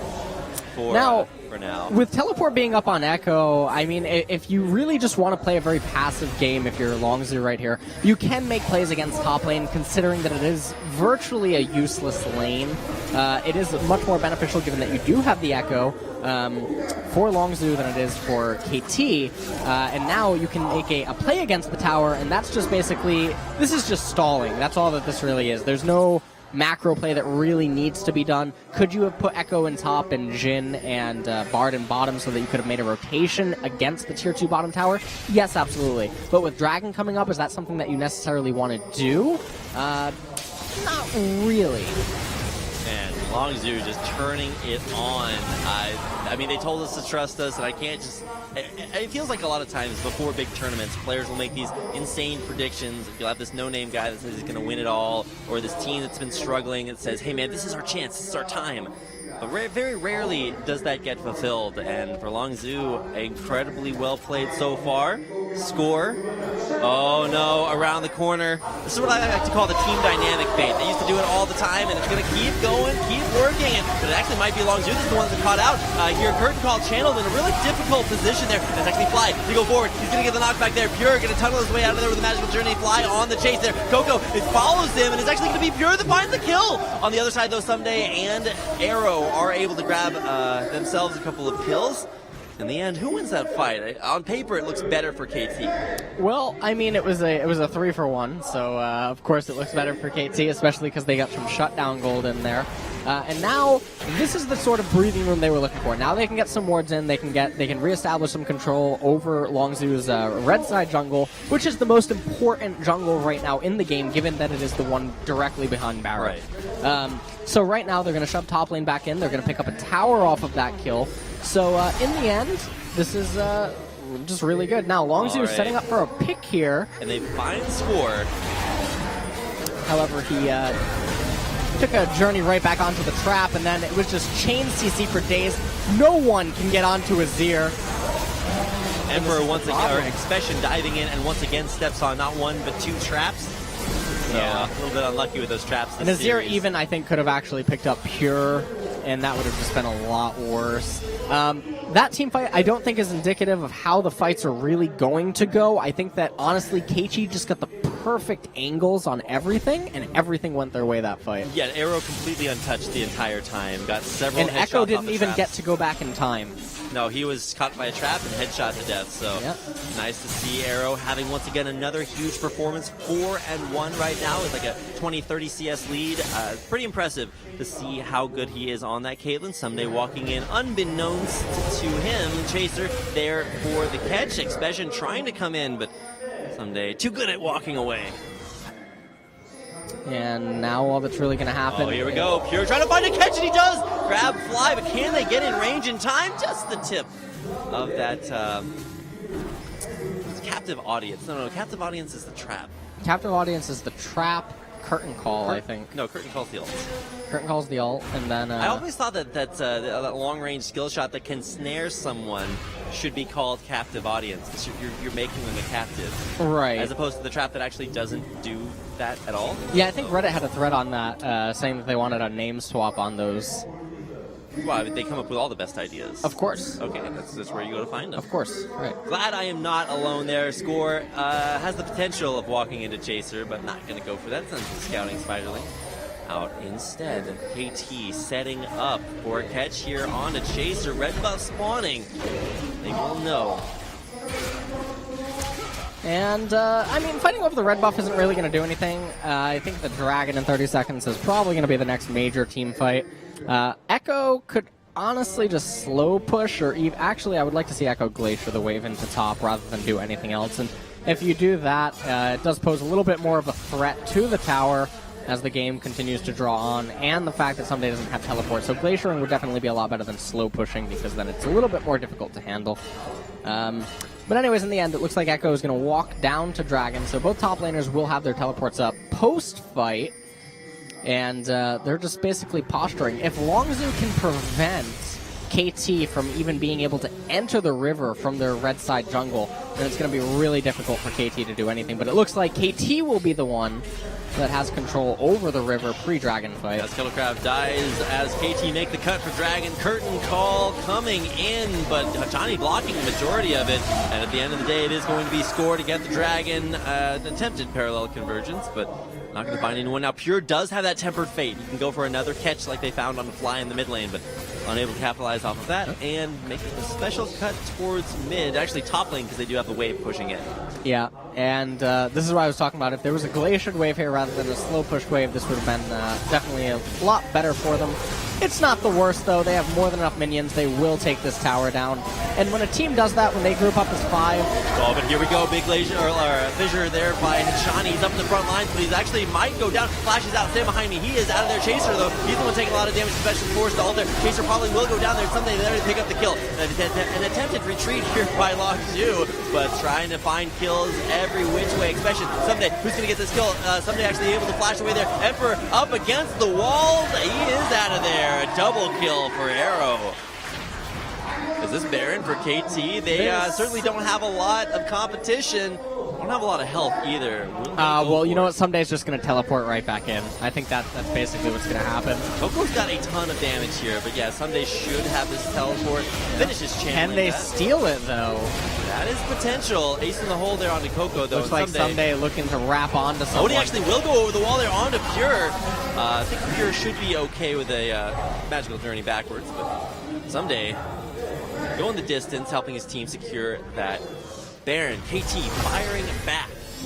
watch how this team fight unfolds. Yeah, and so they're going for the tower, but the problem when they go for the tower is Rek'Sai is actually a little out of position. He gets caught up by Someday there, and then the ultimate from Braum doesn't really do too much. But the problem is these are the angles of fights that they don't really want. They need the echo flank. You can't just fight Azir in a runway like this. Right, look at Fly, just completely uncontested that entire time. Tons of Sand Soldier damage, and Emperor, he's going to flash in to try to get the kill on Someday, but then... yeah, and a misflash there by Echo right at the end. And then Emperor, a little bit uncharacteristic panic attempt to try to pray that somehow one hit would take Caitlyn's life, but that's not going to happen when she's at 70%. Those big crits. I mean, he does have Deathfire touch there at the end, so he might have been hoping for the best, but does not work out. Now it's actually KT to continue their push up mid. Baron buff in hand. No magic bindings for you that time, sure. Just trying to hold this wave off the turret as Expression using that Rift Herald buff. Push bottom. No turrets there. If Expression keeps going, he could draw some recalls, but a second tier going down to the top lane. This is another mistake by KT. They're going to let Expression start to get base turret damage. He has a lot of damage there with that Rift Arrow. Here comes the curtain call, trying to get some damage done. Achani once again up there in the front lines, blocking most of it. Inhibitor under fire. Lots of damage to be put down here onto it. The inhibitor goes down, but look at the bottom lanes, or at the top lane rather. Expression does take a base turret. Will he get greedy for the inhibitor? He will. And now it's actually KT's job to try to get a recall off Zoo. Bard ulti is possible, and it looks like they will chase him. This is why this is a mistake. Why are you trading when you have Baron? What are you doing? My gosh, Expression might just get this inhibitor. Some empowered recalls there will give the retreats in time. Expression, is this worth suiciding for? Absolutely. Yeah, he's going to go for it. One more auto attack and he gets it. He will hold back, but it's not going to take him too far back in time or space, and he will die, but at what cost? He gets that inhibitor, a 1-for-1 trade. Much better for Longzhu. Absolutely, much better for Longzhu. And I mean, I was saying that before they even went on to the tier 3. What are you doing? You did not need, everyone to be there. You could have sent Elise back. She wasn't necessary. You have an Azir. What are they gonna do? They can't just teleport Echo in and take a fight. You had too many Baron empowered minions. If any single member of KT had gone back there, you just save the inhibitor, and probably still able to take one of your own thanks to the Baron buff and the minion waves pushing in. But holy cow, a 28-minute game, 9-9, and pretty identical when you look at the way the objectives have gone. One Inferno Drake already taken by KT, and a second one spawning. Here's another curtain call. Sue's blocking this one out. Someday actually takes all that damage and takes almost none. A lot of lockdown there, but that's what the tank's for. Hence the verb to tank. And now inhibitor number 2. Under fire, Baron buff still up KT. Longzhu, they just can't take fights like this. If you keep taking fights like this, of course your scaling composition is going to look relatively weak. They need Echo to be getting flanks, and they're just not making use of that Echo flank. And if that would happen, these team fights and everything would just look completely different. I mean, you flank that bottom inhibitor, or the top inhibitor, from the bottom half of the map. I'm cutting the map the wrong way. It's like a pizza. You ever had somebody... I always get criticized when I cut pizza because I cut it in like strips, and I'll just eat the strip of pizza, just like straight across the circle. That tilts people so hard. Okay, that's tilting me. Oh my gosh, it's so good though. You just got... It's so good. You should try it. So now what they want to do is the next dragon. I'm not exactly sure what it is. We're about to find out in a second here. And I think I saw a yellow glow, so looks like it's going to be mountain. Is that mountain or is that orange glow? Is that fire? It's Inferno Drake. Is it Inferno Drake? It is. It's the second one of the game. All right. So an Inferno Drake definitely going to help out along. Oh, Coco. Oh. Okay, he's not. He's walking into the bush. Coco is there. The rest of the team. Oh, they know. Score is walking in. Oh my gosh, Score! He's gonna go for the ward. Are they gonna catch him? Score! This is the long con. Oh. They have no idea Longzhu are there. Will they start up this dragon? They're looking for more valuable. Okay. Score Score walking away. Oh my gosh, they get found out there. Is another glacial fissure. Cocoon does land onto Pure. Longzhu are behind enemy line, saving Private Longzhu. Will they get over there? Expression actually goes over the wall there, but comes right back over. No, he's actually over on the Dragon side right now. Emperor in the front line, taking a lot of damage. Emperor might go down here. He finally will get taken out there with Someday, just claiming the kill. Someday now in a 1v2 versus Coco and Chaser. Coco flashing away now. He will go down. Ace in the hole, but no, Maokai there to secure the kill. It's a double kill for Maokai, and Chaser probably not going to be able to get out of this one alive. He's tunneling his way away, but yeah, there's not your concussive blows. This doesn't make any sense to me, Rapid. I don't know. Okay, break that one down, because it looks like KT made a perfect, wait and bait, but they didn't catch score.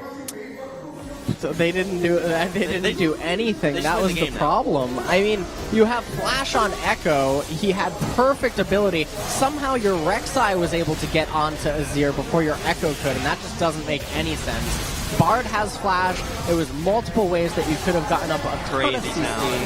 And this is going to be the end of the game off of that one fight. Longzhu go for the aggressive play, but it does not pay off. And that'll be a Game 2 victory for KT Rolster. Not a lot to say about the ending there. Relatively confusing. A lot to go back and maybe that's VOD review material. But Longzhu, they put themselves in a great position to make a pick, get a dragon, and they had everything going for them.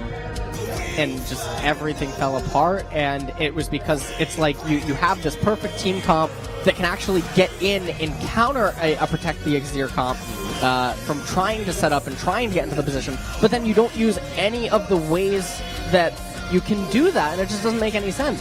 One Echo Flame in any of those first major decisive team fights would have completely changed the course of battle, and it never happened. So, of course you can't crack in Azir. And then when Caitlyn is just enabled to just constantly go off, you're having to worry about two absolute monsters in the backline.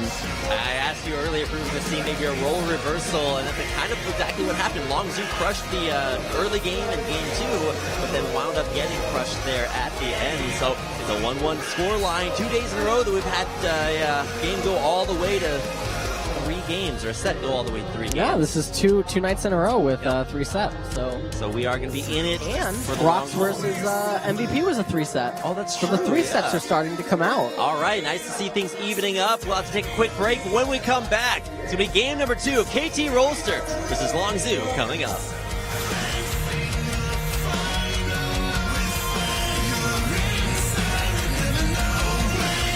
수염 있는 남자가 멋있더라. 안녕. 기타 잘 치는 남자 멋있더라. 어깨 넓은 남자가 멋있더라. 근데 난 얼굴 작은 남자가 제일 좋더라.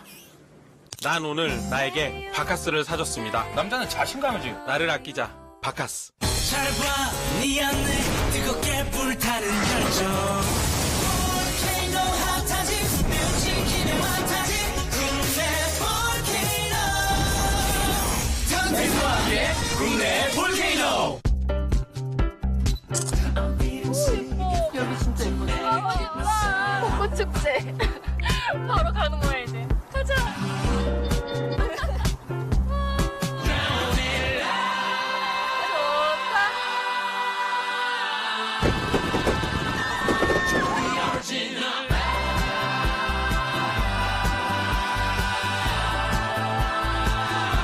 갤럭시 S7 엣지 S7.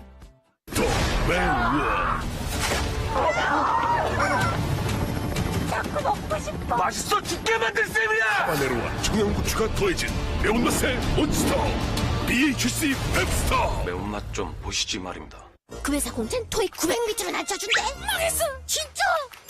사람인에 따르면 인사팀장님 어디 계세요? 아닙니다. 저 친구도 700대인걸요. 사람인에 따르면 900점 안 되는 사람. 아니랍니다. 공채 기준.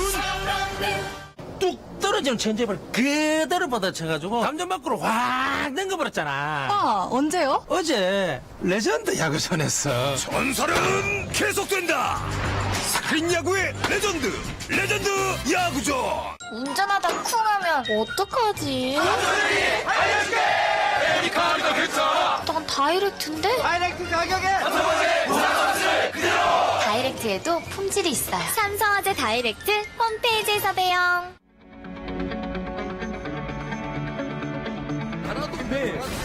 아, 이건 알았어, 이거 봐요. 프레임을 이용해서 자 선에부터 한번 넣어줍니다. 그다음 자, 이게 한번 잡히다 보면 말릴 수밖에 없죠. 자 완전 말렸죠. 뿌리 네. 거치면 그만한 데미지를 내줘내고 어느새 네. 두 번째 라운드 턴 본인의 와, 이거 동영상을 찍고 있는 사람으로 네. 역서박스의 열성파는 위기상이 하지만 네. 이런 가스기는 아직도 유효합니다. 자 이거는 선택권이 워낙 많기 이게 때문에 바로 와 중판입니다. 됐다. 이게 바로 자 중판입니다. 이거는 그리고 대장 나오라는 거죠. 나오라고 외치는 중판. 자, 그리고 썬더클 다시 한번 잡는 어? 중판의 공격. 다시 한번 거리 벌리고 용맹한 결기. 자 메카닉 한 대만 맞추면 돼요. 자, 이거 안 되나요? 시에가 있는데 체력은 없고 아, 영골킬. 존팔이 여기서 영골킬.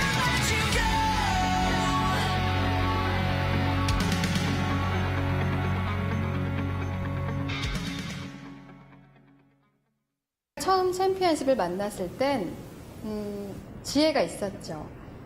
그 다음엔 여러 명이 거쳐갔지만 이 자리를 지킨다는 건 아마도 거부할 수 없는 나만의 매력? 피파 고모가 되기까지 쉽지 않았어요. 끝없는 자기 관리가 중요하죠. 피파 온라인 3 챔피언십 놓치지 않을 거예요.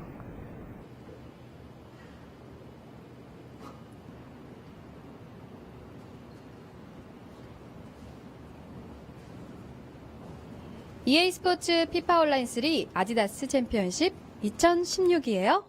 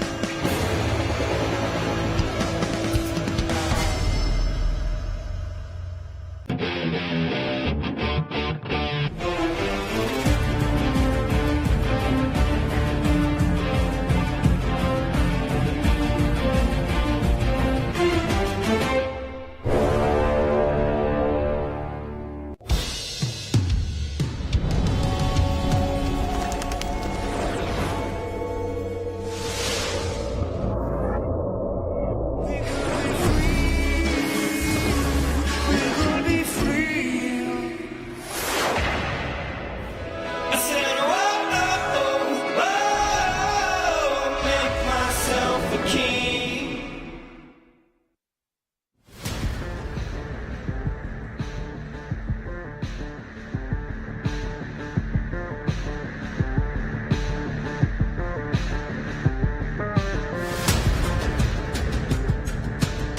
Hello, ladies and gentlemen, and welcome back to the Coca-Cola Zero League of Legends Champions Korea Summer 2016. Coming back with game number 3. Been a lot of game 3s lately, and let's go ahead and check out the damage stats from game number 2. In the end, it's a win for KT Rolster, but look at those damage stats. Very different from game 1.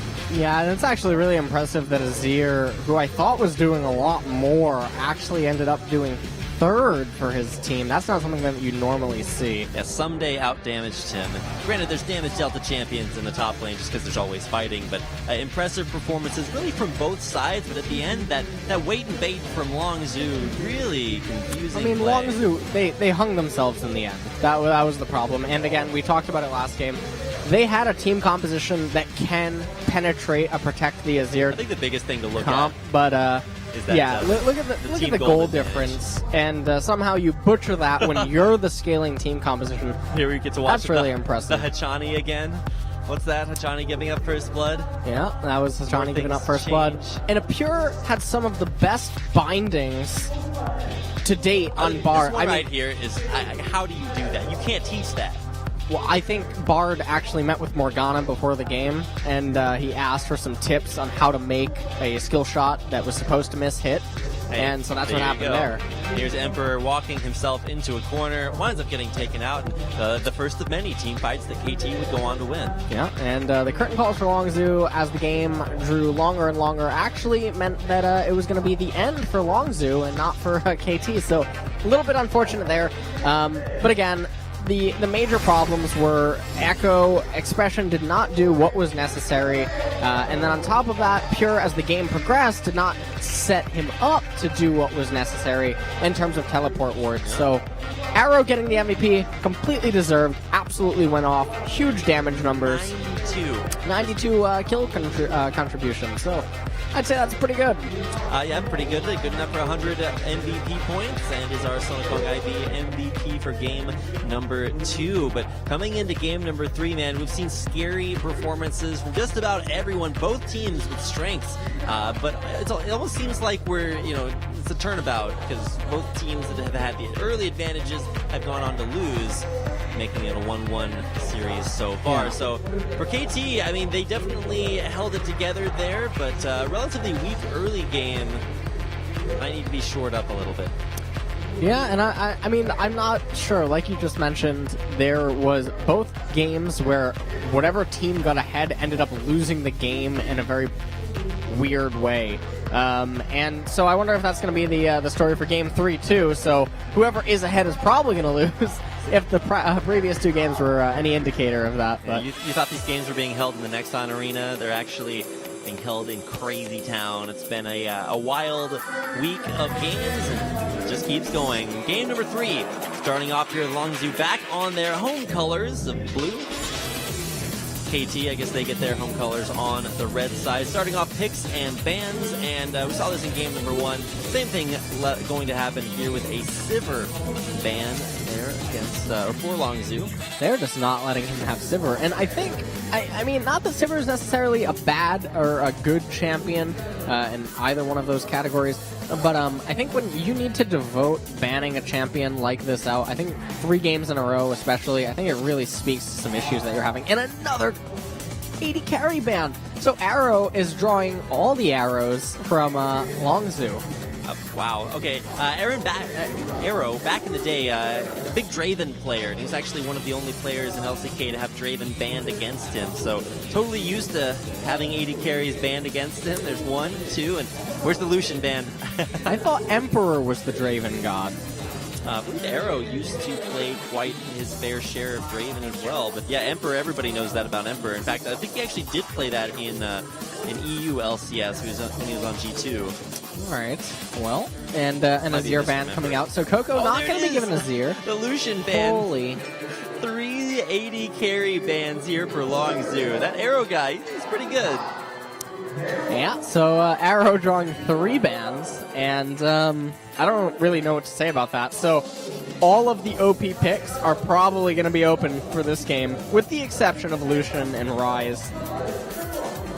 Wow. All right, so this is one ban strategy that you can go for, either just not banning or banning out like one class of champions and leaving a whole lot up on the board. Now, I would see Nidalee banned a lot, but that's actually not going to be banned here. It's going to be a Trundle taken away from Cure, which does leave Nidalee kind of the queen of the jungle, along with things like Kindred and all those top-tier picks, locked in by Expression.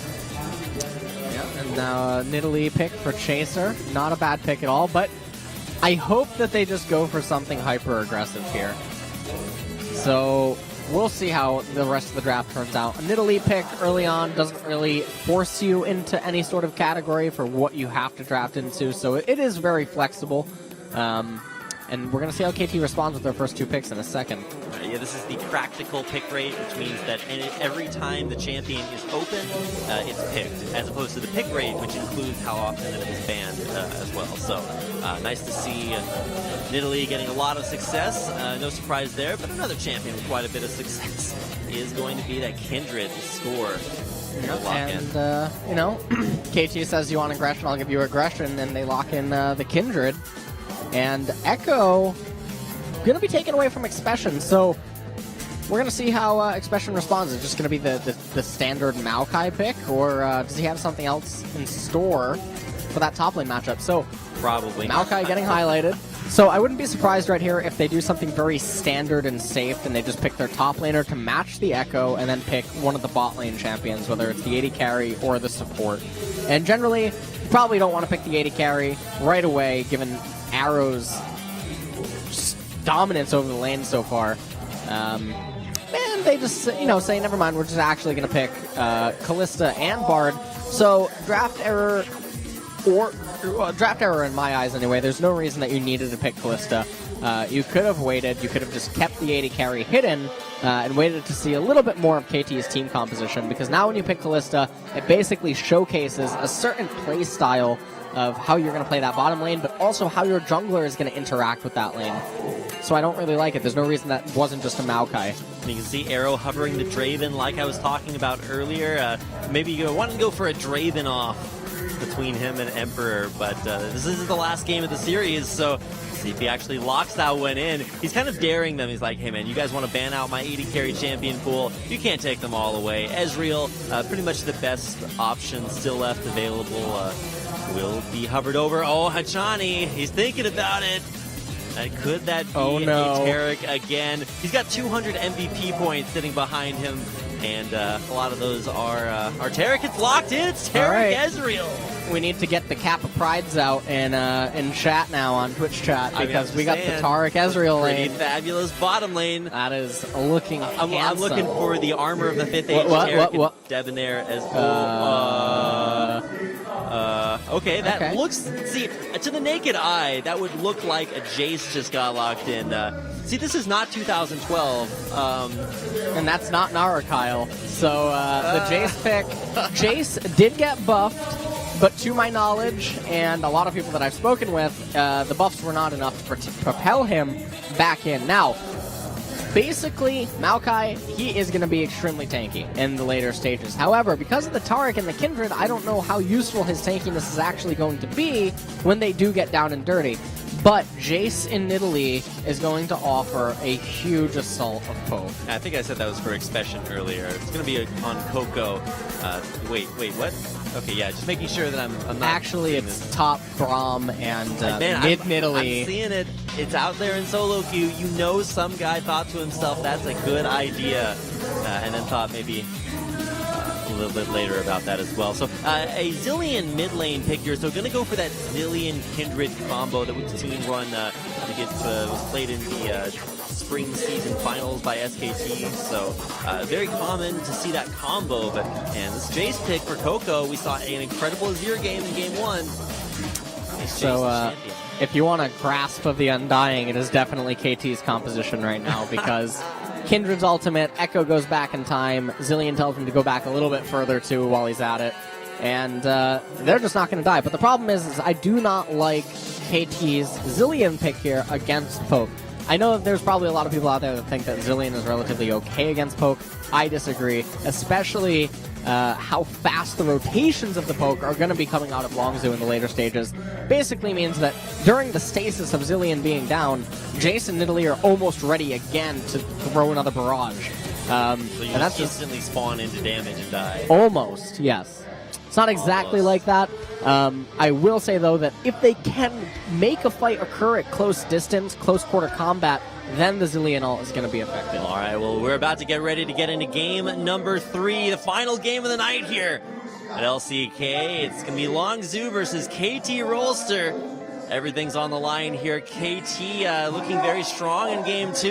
So let's find out if they can close things out or if Longzhu will pick up their first series win of the season. Longzhu versus KT Rolster. Game 3 starts right now.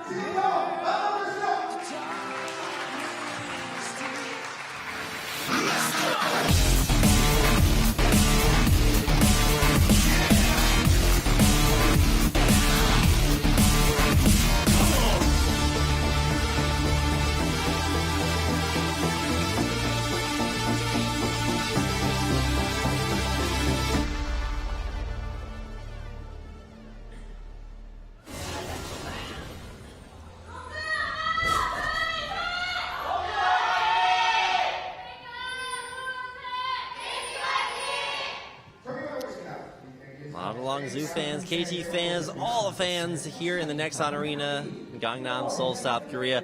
Come on down, watch some good League of Legends, because that's what's been going on. 2 3-game series already just tonight, and all on the line here with Coco, and definitely a little bit cuckoo here with a Jace pick. What does Jace really bring to this comp? Is it just poke? Well, it's not just the poke. They have the ability to have a lot of disengage and engage because of Jace's acceleration gate. So things up here for KT. Yeah, and look at how fast, even the pink Taric. Oh my gosh.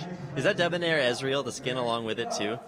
This is like way too I think fabulous. it is. So definitely need to see it's some Explorer Ezreal. Oh, well, he needs to go exploring. And look if you at know those what I mean. leg warmers. I have never seen neon pink that bright. Neither have I, and I'm well, no, never mind. So, anyways, Expression and Chase are going to be starting off standard, and it does look like Taric and Ezreal wanting the lane swap. So Arrow and Hachani here look like they're going to be taking a camp and then going straight into the top lane, and this is going to benefit KT more so than it's going to benefit Longzhu, because Jace does need to ramp up that tier a little bit, and I don't think Jace is going to be able to do anything against Zilean. And then also, why does Jace have Exhaust? He's expecting to get bursted down by Zilean.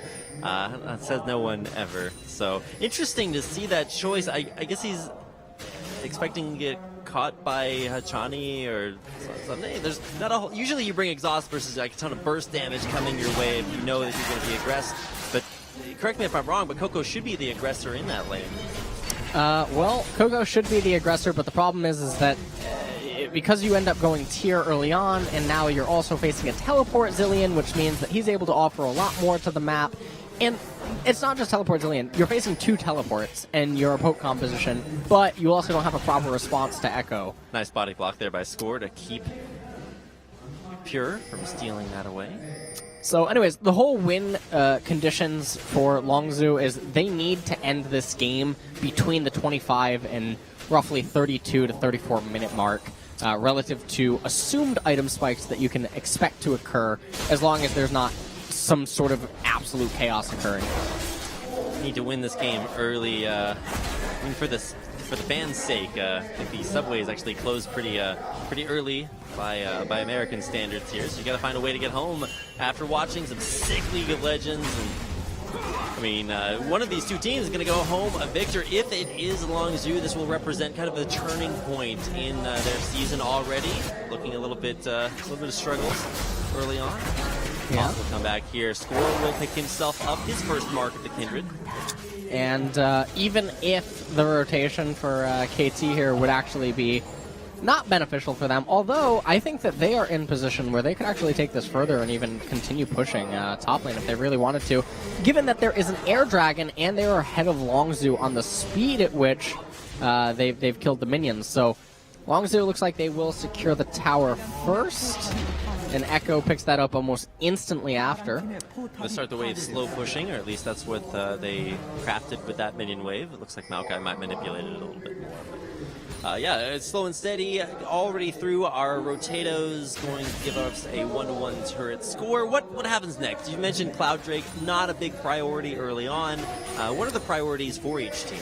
Well, basically Cloud Drake, you could argue that it helps both teams technically, because it would enable Longzhu to get in position for better poke, and you could argue that it gives KT the ability to dodge said poke, but honestly it's just a sad dragon. It is sad play incarnate.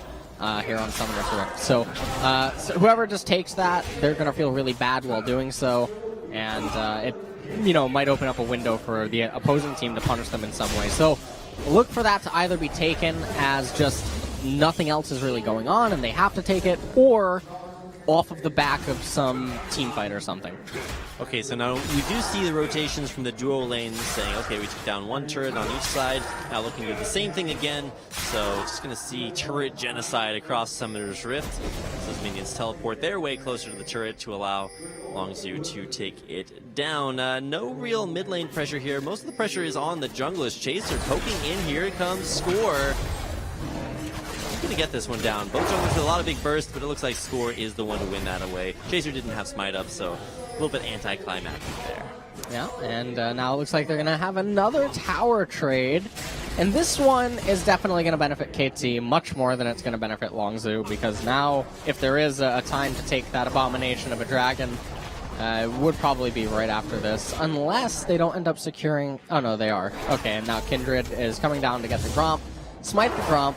Smite won't be up for Dragon, so maybe that's indicative that KT doesn't want to take the Dragon. I don't know if Longzhu's actually going to go further with this push in top, but everything's a little bit peculiar right now, and they've created a wide open game where 4 towers are going down within the first 6-7 minutes, and this is what I was talking about. So they are just going to get that. Look at this. Yeah. Do you know how sad they are right now? Man, let's go get the... Oh, it's a Cloud Drake. But yeah. As much as we do hate on Cloud Drake, getting dragons is always good because it keeps you on top of your objective control. They will take that one down. What's next? What are they rewarded with? An Earth Drake, which is going to benefit Longzhu. So Longzhu is saying thank you right now. Exactly. They get the in this case, much more valuable Rift Herald. Probably going to give that over to Expression. Who winds up taking this one down. Chaser could take it and just be stronger on those jungle invades, but no! Okay, I thought it was going to reset like even worse than that, but they do have to spend a little bit longer giving that over to That's fine, and I mean, KT was aware that they were taking it, they had that ward there, so not the end of the world. KT Score just continuing to just farm up. Nothing too out of the ordinary. Now the problem with an extremely open game is it will benefit Longzhu a little bit more than KT, assuming that nothing drastic happens. Now, the problem for it though is if nothing does happen, then Ezreal technically also has the ability to freely farm up, and so does Zilean, and it looks like Zillian's going for a Roa, and then we're gonna see how does he build after the Roa, because there are a few variations on Zillian's build. So once they all complete their first core item, KT takes over, and then once the second core items are completed, then Longzhu takes over, given the team comps. And then after that, Longzhu is really on a clock to make something happen. No pun intended with Zilean, by the way. So. Well, in Zillian's case, the clock is on him. But is it on him? It's like the Rorschach quote. It's like, the clock's not on me, I'm on the clock. And he is clocking in for a third game performance here after a pretty good game number 2. Still, I mean, Coco was the guy to put up the really impressive performance so far, and I want to see another one out of this Jace. It's not a champion you get a chance to see all that often, so it's not always nice to get a chance to see teams that mix things up a little bit. Yeah, and that is the robotic Jace. I don't actually know the name of that skin. Do you? Is it Full Metal Jace, which is like a play off of Full Metal Jacket?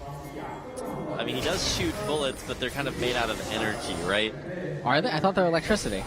Electricity energy is energy. Okay, you know what? Stop it. We're actually playing I mean, Pokemon, and there's 30 different types. Don't make me go off on Pokemon right now. I had to get up at 6 a.m. every day to go to physics class. I might have slept through a lot of it, but I did pick up on that one That Reddit thread said I would only mention 3 starters. I will mention 3 starters from every generation. Oh my so gosh. let's not go there. What about that new like owl with a plant coming out of its head? That's where it's at. You right mentioned now. that, and it actually scared Golem. So congratulations for doing that right there. Oh my I hope you feel okay. Those golems don't feel okay, and in fact, the golems went extinct a long time ago. The Krug Master Race, Yeah. coming in, taking over their spot. Man, you know what I feel the worst for is the white camp. Not a camp That that's stuck racist? around. No, it's WIGHT. Oh right. I don't Not think there was a white. Y. Was there? Are you trying to say that? No, right I think that's is the way white? it was pronounced. Either Right way. is white. Oh, you know what? I think we've had about it. Okay, let's go into the mid Let's lane. go into the game. Fly, speeding himself away from Coco. I don't think he's really in too much of a problem. That's the great non-interactive Zillion playstyle, where you just sit there and you're like, hey man, let's just chill out, kill out some minions. I feel like he needs to be playing groovy Zillion, because that's kind of the relaxed playstyle he's having there. Yeah, and now basically all that's happening is you can see that Longzhu don't really have anything that they can make happen.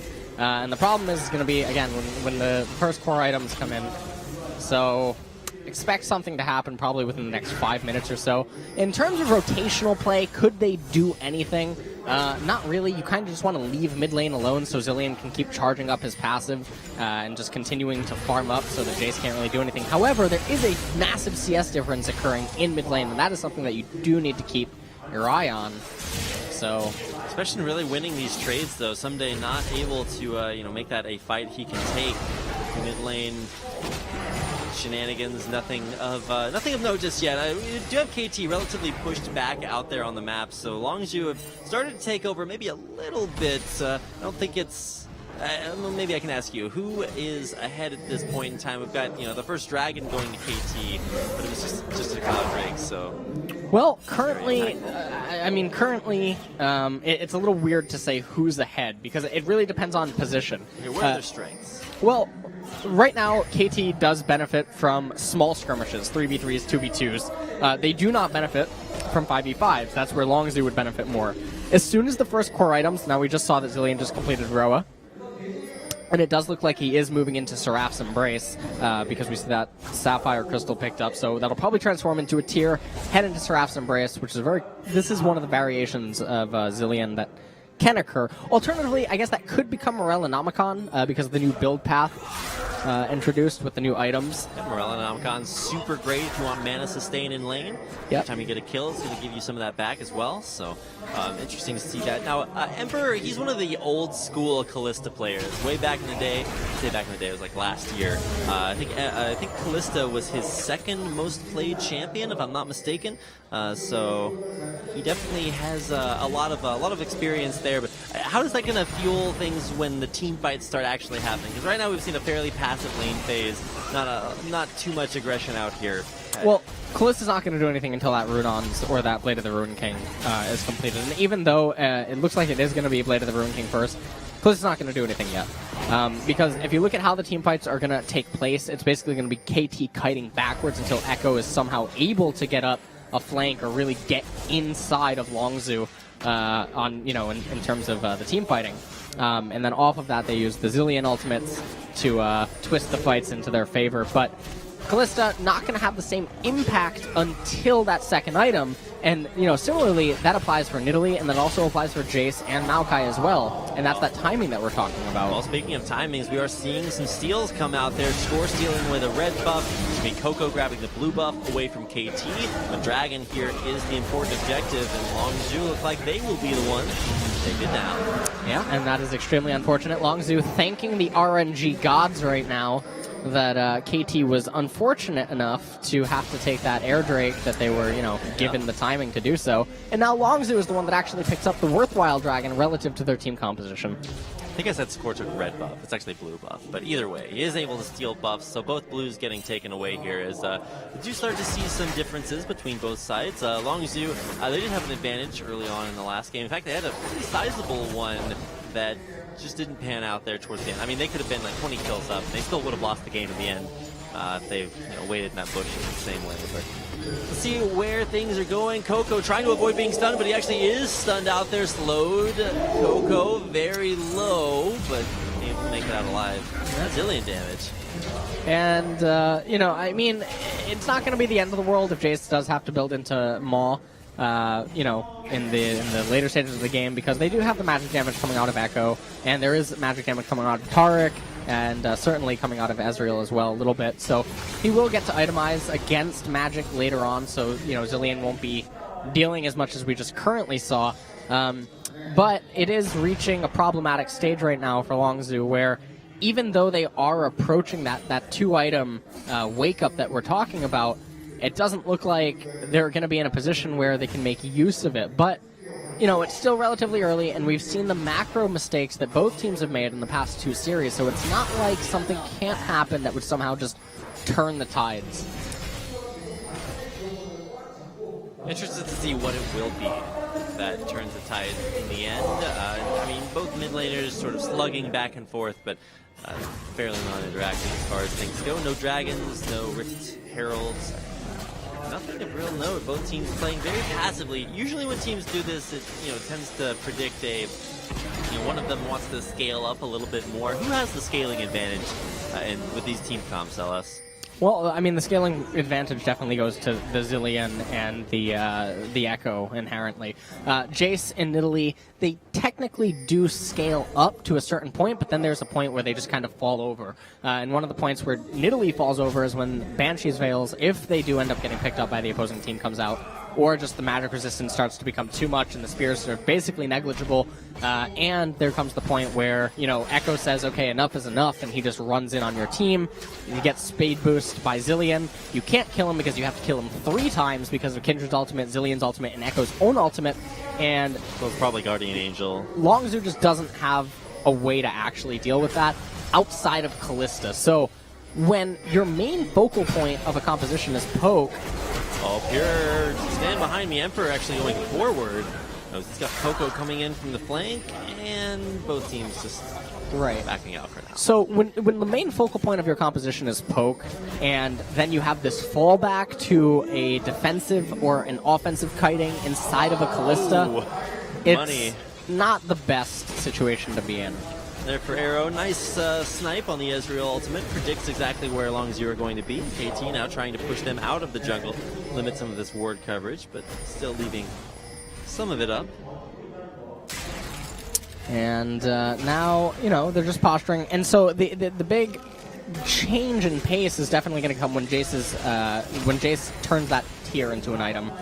Because as soon as that happens, and it does seem like Morellonomicon is coming out for Zillion, by the way, when that does happen, that is going to be when Longzhu is looking to start their sieges.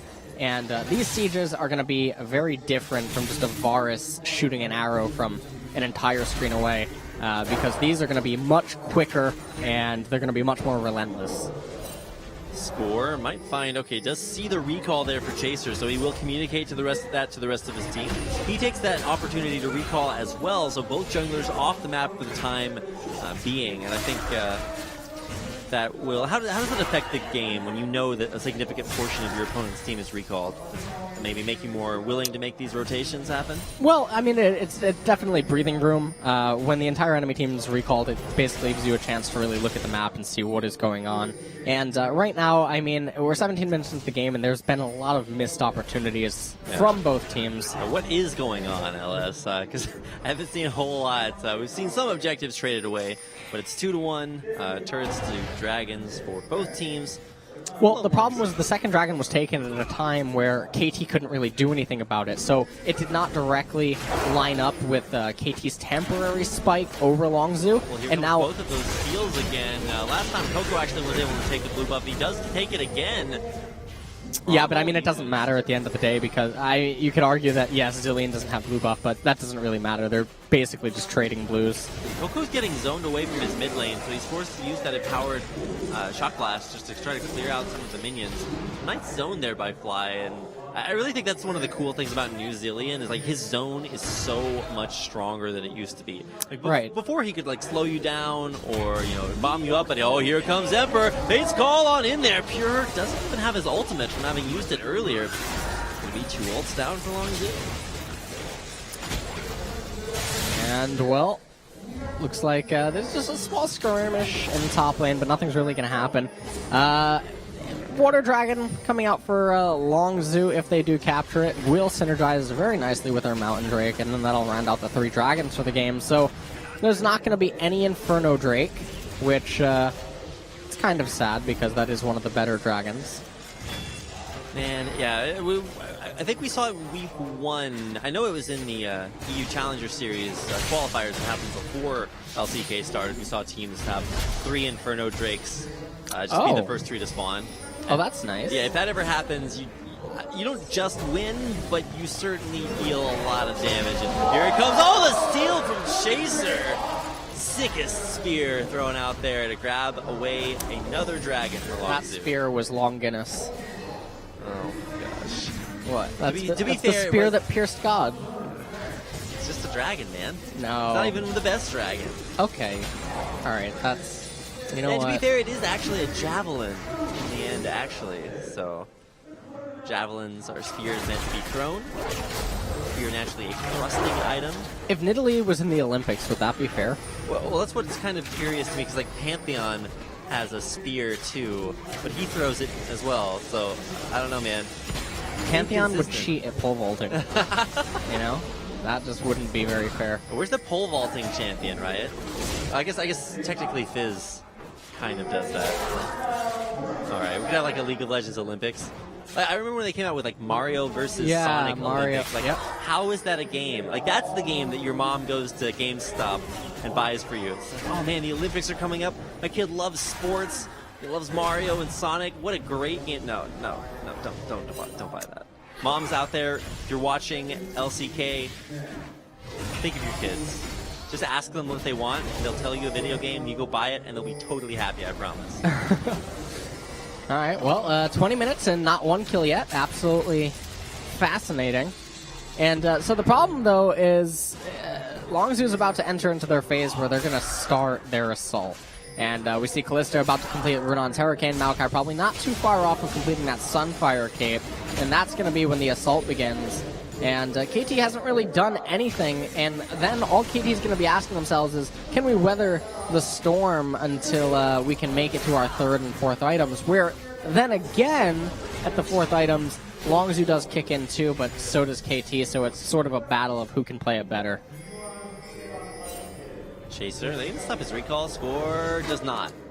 Waits for the recall to happen, flips over the wall, and now coming onto the bottom lane, Expression is in a little bit of a rough spot here. He's trying to run away. Go for the teleport. There's no hard CC aside from parallel conversions, and he gets out alive. Seems like he teleported to the top tower, but then the ping went down on the bottom tower, so maybe, I don't know what happened there. But, it's fine. Trees, man. Yeah. How does it work? What happens? Just teleport away. How can trees teleport, but we can't teleport yet, LS? You know, I don't know. How does Olive Garden have unlimited breadsticks if God doesn't exist? You know? One of life's great mysteries here. Indeed. I've actually never thought about that. I'm not a big fan of breadsticks, so it really just does not impact my life at all. Baron buff, though, impacts a lot of lives, and after missing that gank on the bottom lane, Score says he wants something more and comes up top for the Baron. 6,000 HP and dropping. Teleport now actually coming in for Someday. He will be able to join this fight and help his team secure Baron Nashor. Chaser is in the area. Here comes the Terrigal. The Shining will turn his team invulnerable. Baron's gonna get taken by Score. KT will have that buff. Longzhu will pick up some kills here. They're going to grab one on to, I think, Chaser.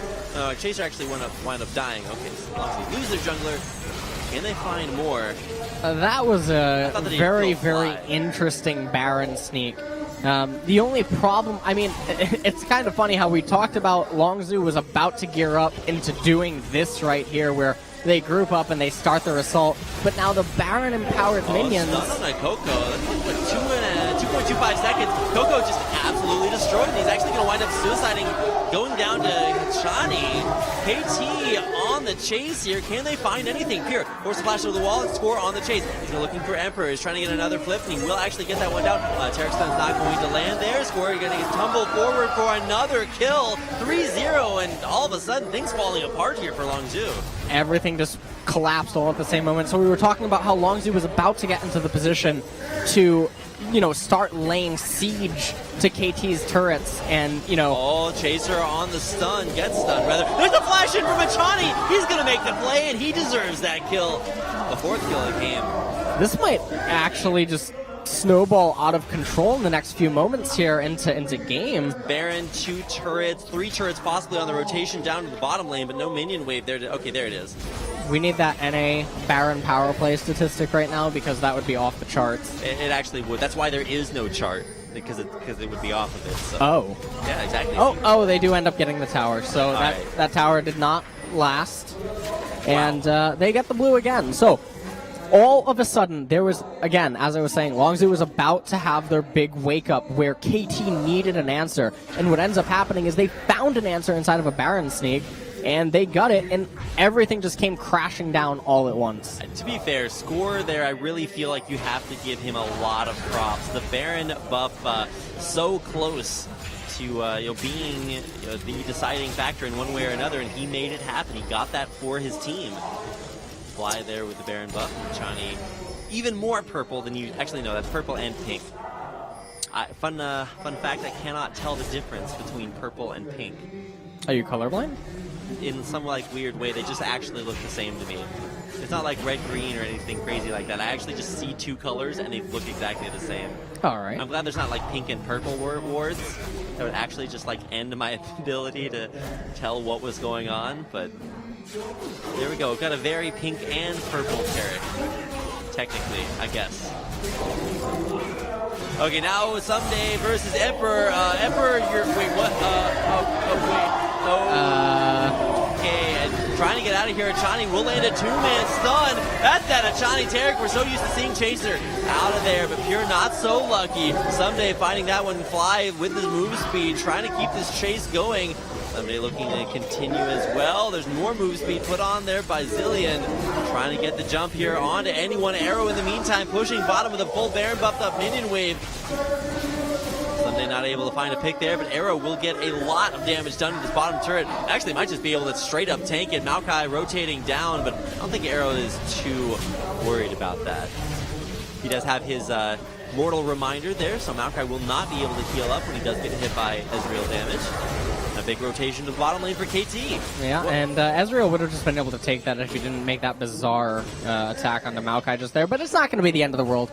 They are going to take this Water Dragon now. What happened with Emperor there? He walked into Echo Parallel Convergence. Emperor said he was tired of being an Emperor, so... Yeah, he's going to get demoted after that one, man. Yeah. He's now like secondary prince. And see a replay of what happened here. I think we're going to see Emperor he's just. I'm not quite sure what that was, and Pure is okay. Well, I don't know. It's very confusing. Hachani, I should be saying something about this, but honestly, I think saying nothing says a lot more than anything I could say about it. Yeah, just let it speak for itself. An interesting catch there, and now plays were just very bizarre all around. Yeah, Score coming in for the rotation down to the bottom lane. Run right into Expression. Arrow is here. Score taking a lot of damage. He is under those grievous wound effects, and he will actually throw down that Kindred ultimate. Try to stay alive. Pure has a bomb. He might kill Expression. Okay, no, he's too tanky for that. But either way, Someday now putting pressure in the mid lane on that mid lane base turret, and man, Longzhu just getting stretched so many different ways. Hard to keep themselves alive. Score and Fly very low. Yeah, and the only thing that I don't like is I don't like the fact that they're not executing a 1-1-3. And the reason that you would want to execute a 1-1-3 is basically Zillion is immortal in mid lane. Echo, no one can really answer to him right now in the top lane. You had the Baron buff. Baron is coming up in approximately 1.5 minutes. You can easily just have 3 members in the bottom lane asserting pressure. That tower is the lowest one, which means that even a slight hesitation or a slight lack of defense means that you could capture it. And then you just 1-1-3, you stretch them thin, you wear them down, and they are the team that needs to be together. if you look at their team outside Longzhu, the famous bush fade. Will they capitalize on it? No, they get double stunned. A great spot there for KT to capitalize. Achani with a preemptive ultimate just in time. Nobody's going to be dying from his team yet, but Coco, he's actually going to go down, and now Emperor forced to use that it's called backwards to escape. KT firing off there. Coco, what was that? But not in the Faker way. And, well...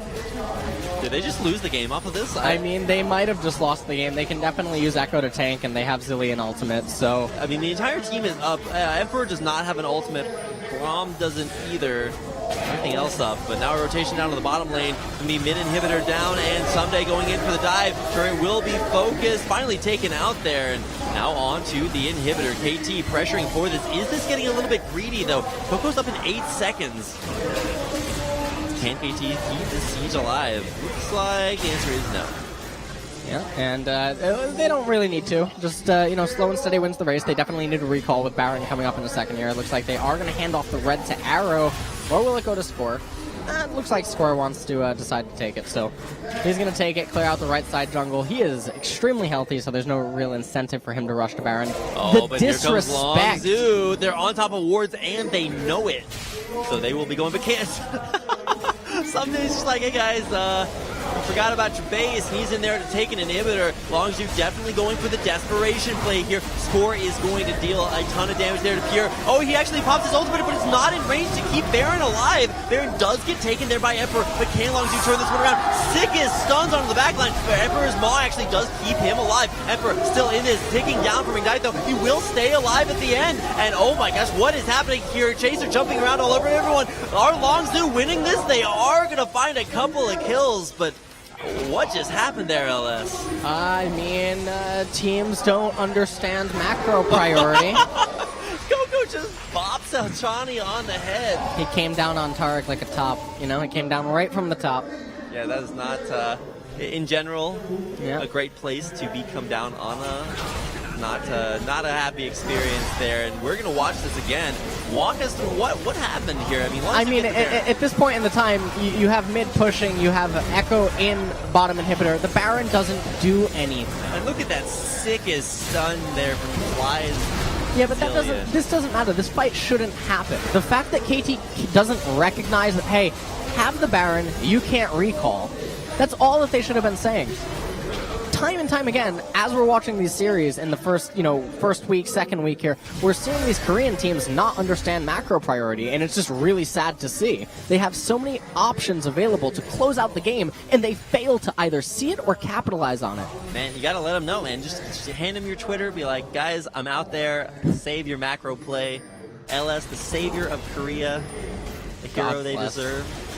We'll see the push up here, and now Longzhu all of a sudden only 4,000 gold behind every game this series. We have seen the team that is behind early come back and win it in the end. And KT come out with a couple of explosive team fights, but now it's Longzhu who are back, I don't know, in the driver's seat. They're still pretty far behind. No, they're so far behind. That fight was taken from an extremely bad angle by KT. Now they have the 2 inhibitors exposed, so they're using this time to sort of try to salvage the map. Fortunately for them, though, this is not Elder Dragon, so it's not going to be the final nail in the coffin. However, for the team fight that is going to be coming up here in just a few moments, Callista will be summonerless. And Callista, if she was, if she doesn't have her summoners and she goes down, they have no insurance policy, because we just saw how close that fight was at Baron, and she escaped by the skin of her teeth. Oh my gosh, this game is starting to get a little crazy. It's continuing to be crazy, let's put it that way. And KT, they're still trying to push these objectives, push out onto the map. They do have the advantage, but the Aaron buff is always kind of scary to work with. Ocean Drake coming up here. This will be the last regular dragon of the game. Elder Dragon spawns after this. Will be double Ocean Drake from KT. Yeah, and that's gonna give 3 dragons. So the final marks for dragons will be 2 for Longzhu and 3 for KT. So the Elder Dragon definitely gonna benefit KT a little bit more than Longzhu in the event that they do end up getting it. And so Jace's build is also a little bit peculiar. I'm surprised that he didn't actually go for a Black Cleaver. So I don't know what Jace's exact CDR is right now. But there was a Callista on the team, so it's not like Black Cleaver would have been outside of the realm of possibility, given that Black Cleaver did get buffed. So I was expecting to see that. And then on top of that, who really has armor on KT's team? Echo? Yeah, definitely Echo. What do you but that's need about the it. Last Whisper for? Yo, there's a frozen mallet on Ezreal, man. You gotta penetrate it. Or not frozen mallet, the Iceborne Gauntlet, yeah. I'm not quite sure what the point of that is. Alright, well now we see KT setting up for a siege against the Baron, buffed up Longzhu. Last outer turret will fall. KT take it down. Well, and now it looks like KT is just sort of, wrapping around like a snake. Like a boa constrictor? Like a boa constrictor, yes. Did you ever have a boa constrictor, LS? No, I saw one, though, at a carnival once. Yeah, my sister had a boa constrictor for like a week. Yeah. Didn't go well, man. Not a big fan.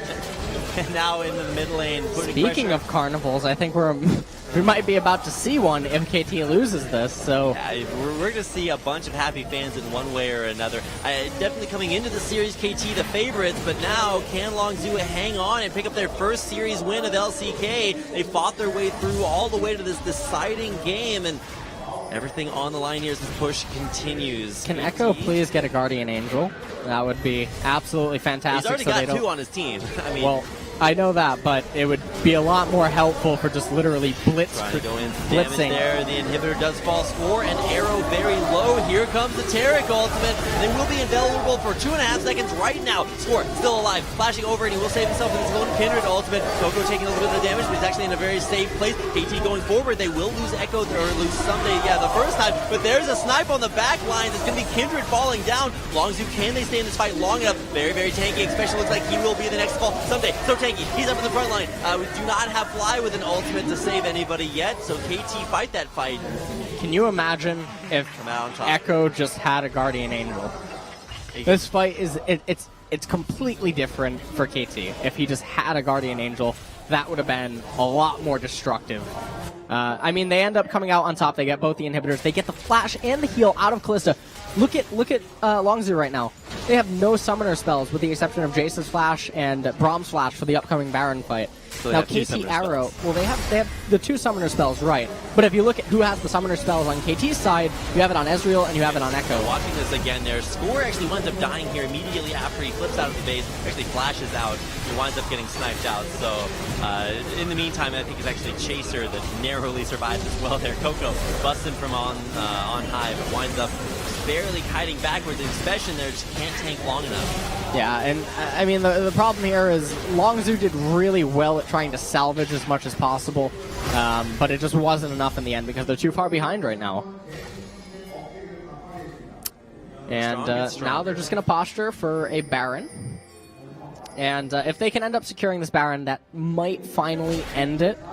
And, the Magi's that came out on Sunday, it wasn't necessarily the worst transition, but I do think it is a little overeager. It is confident. That's what we're calling it nowadays. Score going inside the base, a lot of damage onto Coco. He does get hit by that true shot barrage, but stays alive just barely. That might have been game over if he had gone down, and now Longzhu returning back into their base. Emperor at that time avoids the parallel conversion, still putting out damage onto Someday. Hasn't popped that Ren just yet, and Chaser throwing out those spears. Here going forward, trying to be aggressive, but there's a twisted dance in and on the back on the Score. But here comes that Taric ult from On, keeping everyone alive just a little bit longer. Someday forward, Someday dies without ulting. Especially might pop for that bomb, and he almost dies, but just barely stays alive again. If Zilean had just ulted, that probably would have been game over. I mean, it still might be game over, but do not underestimate Jace and Nidalee's ability to chase you down. Now, they do have Ezreal and his Arcane Shift, and, Zilean speeding people up, and, Kindred skips away. They're actually going to do the Baron here. No, they're going to bait it out. No, they're looking for, are there any blue trinkets up? No, there's not. You have to check this with Shock Blast or Spear or something or other. Goes the Spear, sees it go through, but Zilean did reveal himself. And that Jace hit did nothing. That did what, like 17%? Yeah, nuts. That was not what I was relevant. expecting. I was expecting to chunk Ezreal at least 40%. This is the 4 big aggressive items on Coco. But bottom lane, oh man, you got to get back to the base. There's the Winions coming in, but Longzhu are actually going to commit to this fight. Your base is dying, and they do send 2 back, Emperor and All that I would like to see here right now, honestly, is you could even go for the teleport play that we saw earlier, where you teleport down Echo, Maokai matches the teleport, and you ult back into Baron. That is one thing that you could do. Alternatively, you could prevent Longzhu from recalling if they try to contest and then double teleport onto the turrets. Well, Baron is going to go to KT Rolster. They will head back to base with a ton of gold in tow. Elder Dragon being shown there, spawning up. Chaser in the area, but we need the team to take that one down. I don't know what to say. This game is going the distance, but double super minions in every single lane. I mean, as long as you really can't make it out to contest anything. Right, and now it looks like they're just going to play it as safe as humanly possible and just try to take the Elder Dragon. If Longzhu wants any hope at trying to stay in this game, they need Jace to take this or Nidalee. They do have the ability to poke it out. It's not resetting. It's being held there at the entrance of the pit. Chaser waiting with spears, but I don't think it's a big mystery to see whether or not he's going to go in there. No steal attempt. The dragon does actually reset to the center of the pit. It is spearable, shock blastable, but not going to be stolen away. Baron, Buff, and Elder Dragon for KT Rolster. They push into a base with only 1 Nexus turret remaining. And now that Guardian Angel completed onto Someday, so that's the item that I was looking to see, because the Magi's is basically negligible. And this is probably going to be the Doom push. What kind of a teleport coming in here from Expression. He's looking to try to make a play to turn this game around. He does wind up flashing out of there. Achani in the front, but Someday's winning the game. No one can stop Someday on the Nexus, and as long as you come back in to try, KT will get themselves in a great position. Stun onto Coco. Immediately QSS trying to turn around for the damage, but the damage needs to go down onto the Nexus. And there's Kindred. You can't kill KT, but they can kill the Nexus. Chaser with a kill there to close things out. A 10-7 score in the end. Korea Telecom picking up the win. That reminded me of a Tyrael ultimate from another game. So, anyways, that was kind of nice to see the Kindred ultimate. A little bit stylish, not necessarily needed in order to finish that game off. Sort of the guarantee at the end. We can't die. Your Nexus can. Sorry, guys. GG. And yeah, KT will win the series 2-1. Over Longzhu. Man, Longzhu played their hearts out. They were definitely, they said trust us coming into this, and you can definitely see some improvements over their previous games. They played okay, but honestly there was questionable rotations from both teams. KT looking a lot more solid in the final game there, and you know, what can you say? And the composition basically came out and it showed itself. The problem, though, is what was Maokai doing in that last fight there with that teleport? He was like, okay, yeah, let's have a fight. So then your front line your back line is entirely exposed, which that's what KT wants. So what are you doing? See Coach Lustboy there in the back, giving some final thoughts to the rest of his players. He was walking around after game number 1, and you can see big smiles on his face. He's like, yeah, things are finally working, but just could not close it out. KT wound up, pulling the comeback. Yeah, I mean, I don't know. Looks like they came crashing down is all. So, unfortunate there for Longzhu, and, nice win for KT. So, KT now has 2 series wins, and they move on to being, what is it now, 4-2? No. 4-2? As far as wins go, wins, lost, 4-2. So they have put up some good performances. It's been a little bit scary to be a KT fan, losing this game to Longzhu, and then they almost lost to MVP one set. The most almost I've ever seen. So KT fans out there might need some resuscitation, but they are still good to go. KT's still very strong, and Longzhu struggle. They do win their first game of LCK tonight, but need to wind up picking up 2 to win the series. So a little bit more work, but some positive progression for Longzhu. But I think KT is the real story here. A rough start, but still putting up wins on the board and starting off a very solid season. Right. So who's your MVP for this series? From this series, I I don't know. I mean, I want to say Fly, but he missed 2 ultimates. Some days itemization really didn't do it for me. Hachani, I don't think was really.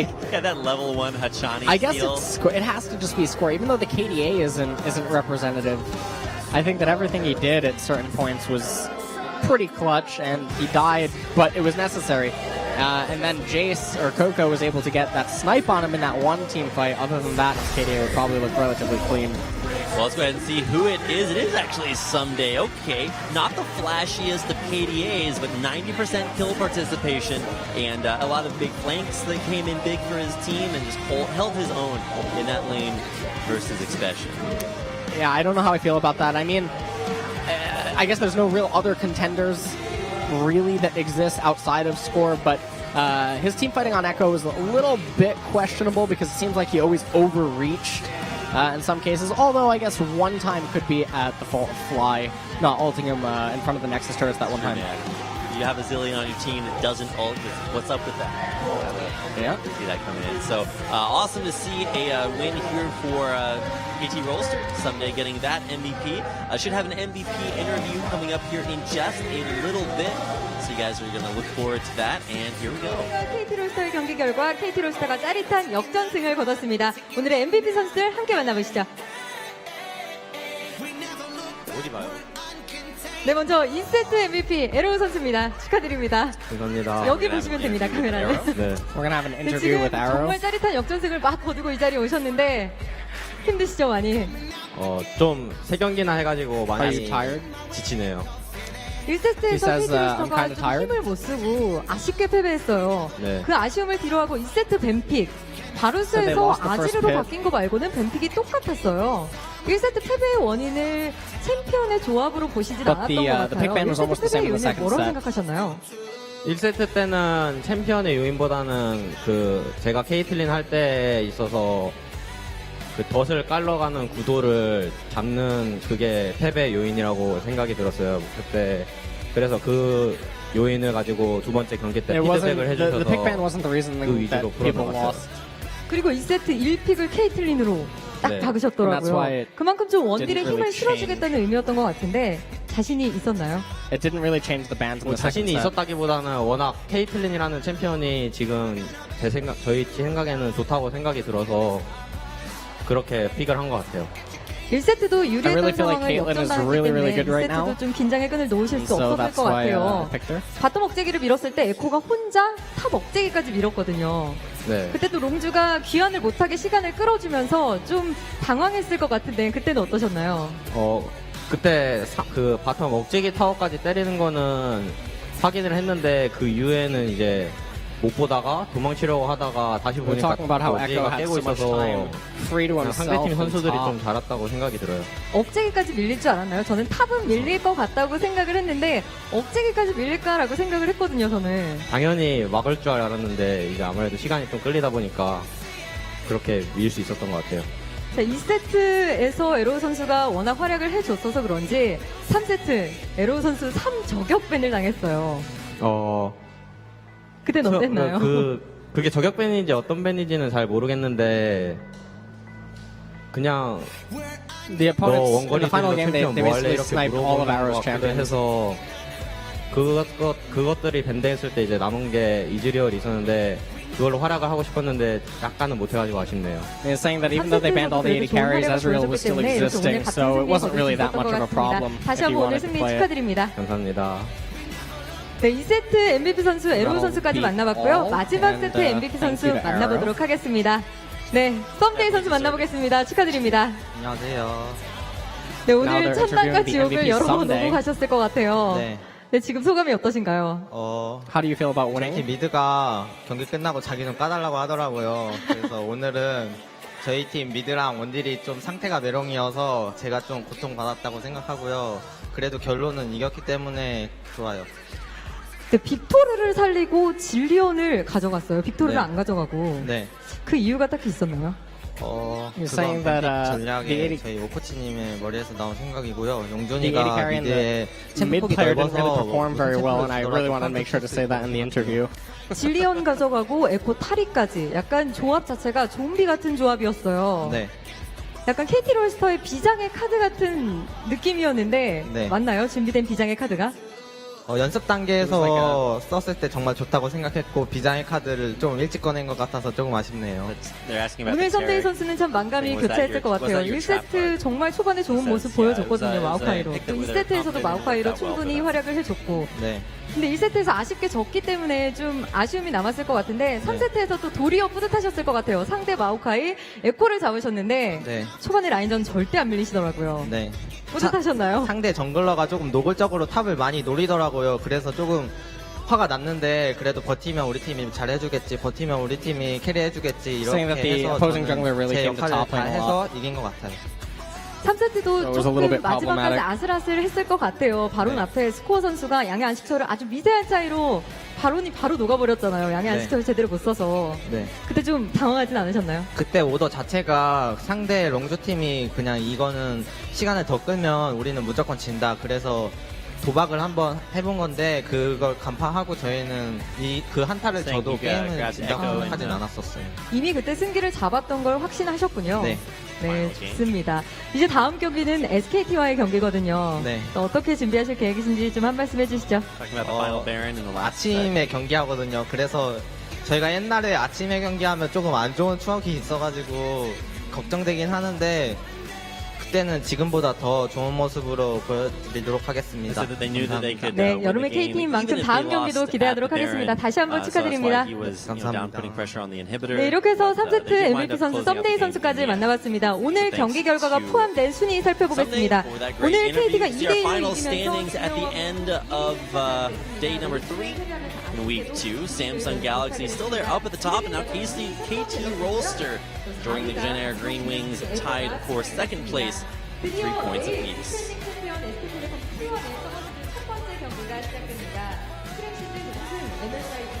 And it's going to do it for our MVP interviews tonight, mentioning that our next matchup will be SK Telecom T1, their first game. They head out on the Rift versus Gen Air, and that game will be tomorrow. So if you guys want to check out tickets for that information, see that information up there on the screen. We do have Rox versus SKT, Longzhu versus CJ, and KT versus Rox games coming up. So you guys will be looking forward to seeing those games coming up a little bit later on. But that's going to do it for us tonight. Any final thoughts about this series, LS? No, just I'm hoping that as the season progresses that the macro play also progresses for all the teams so far.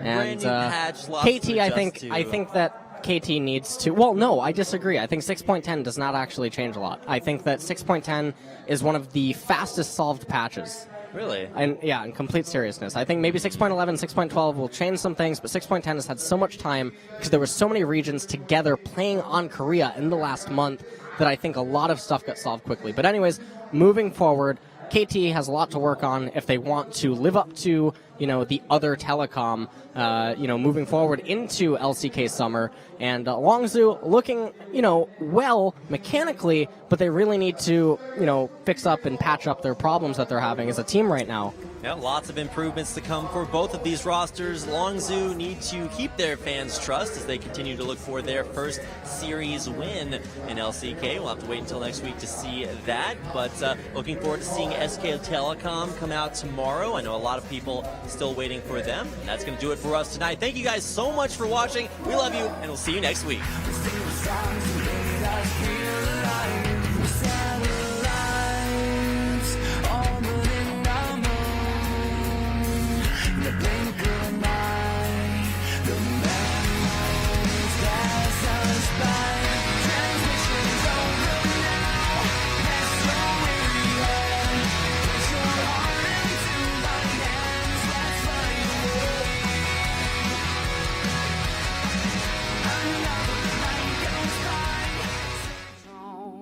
Only we could turn back time.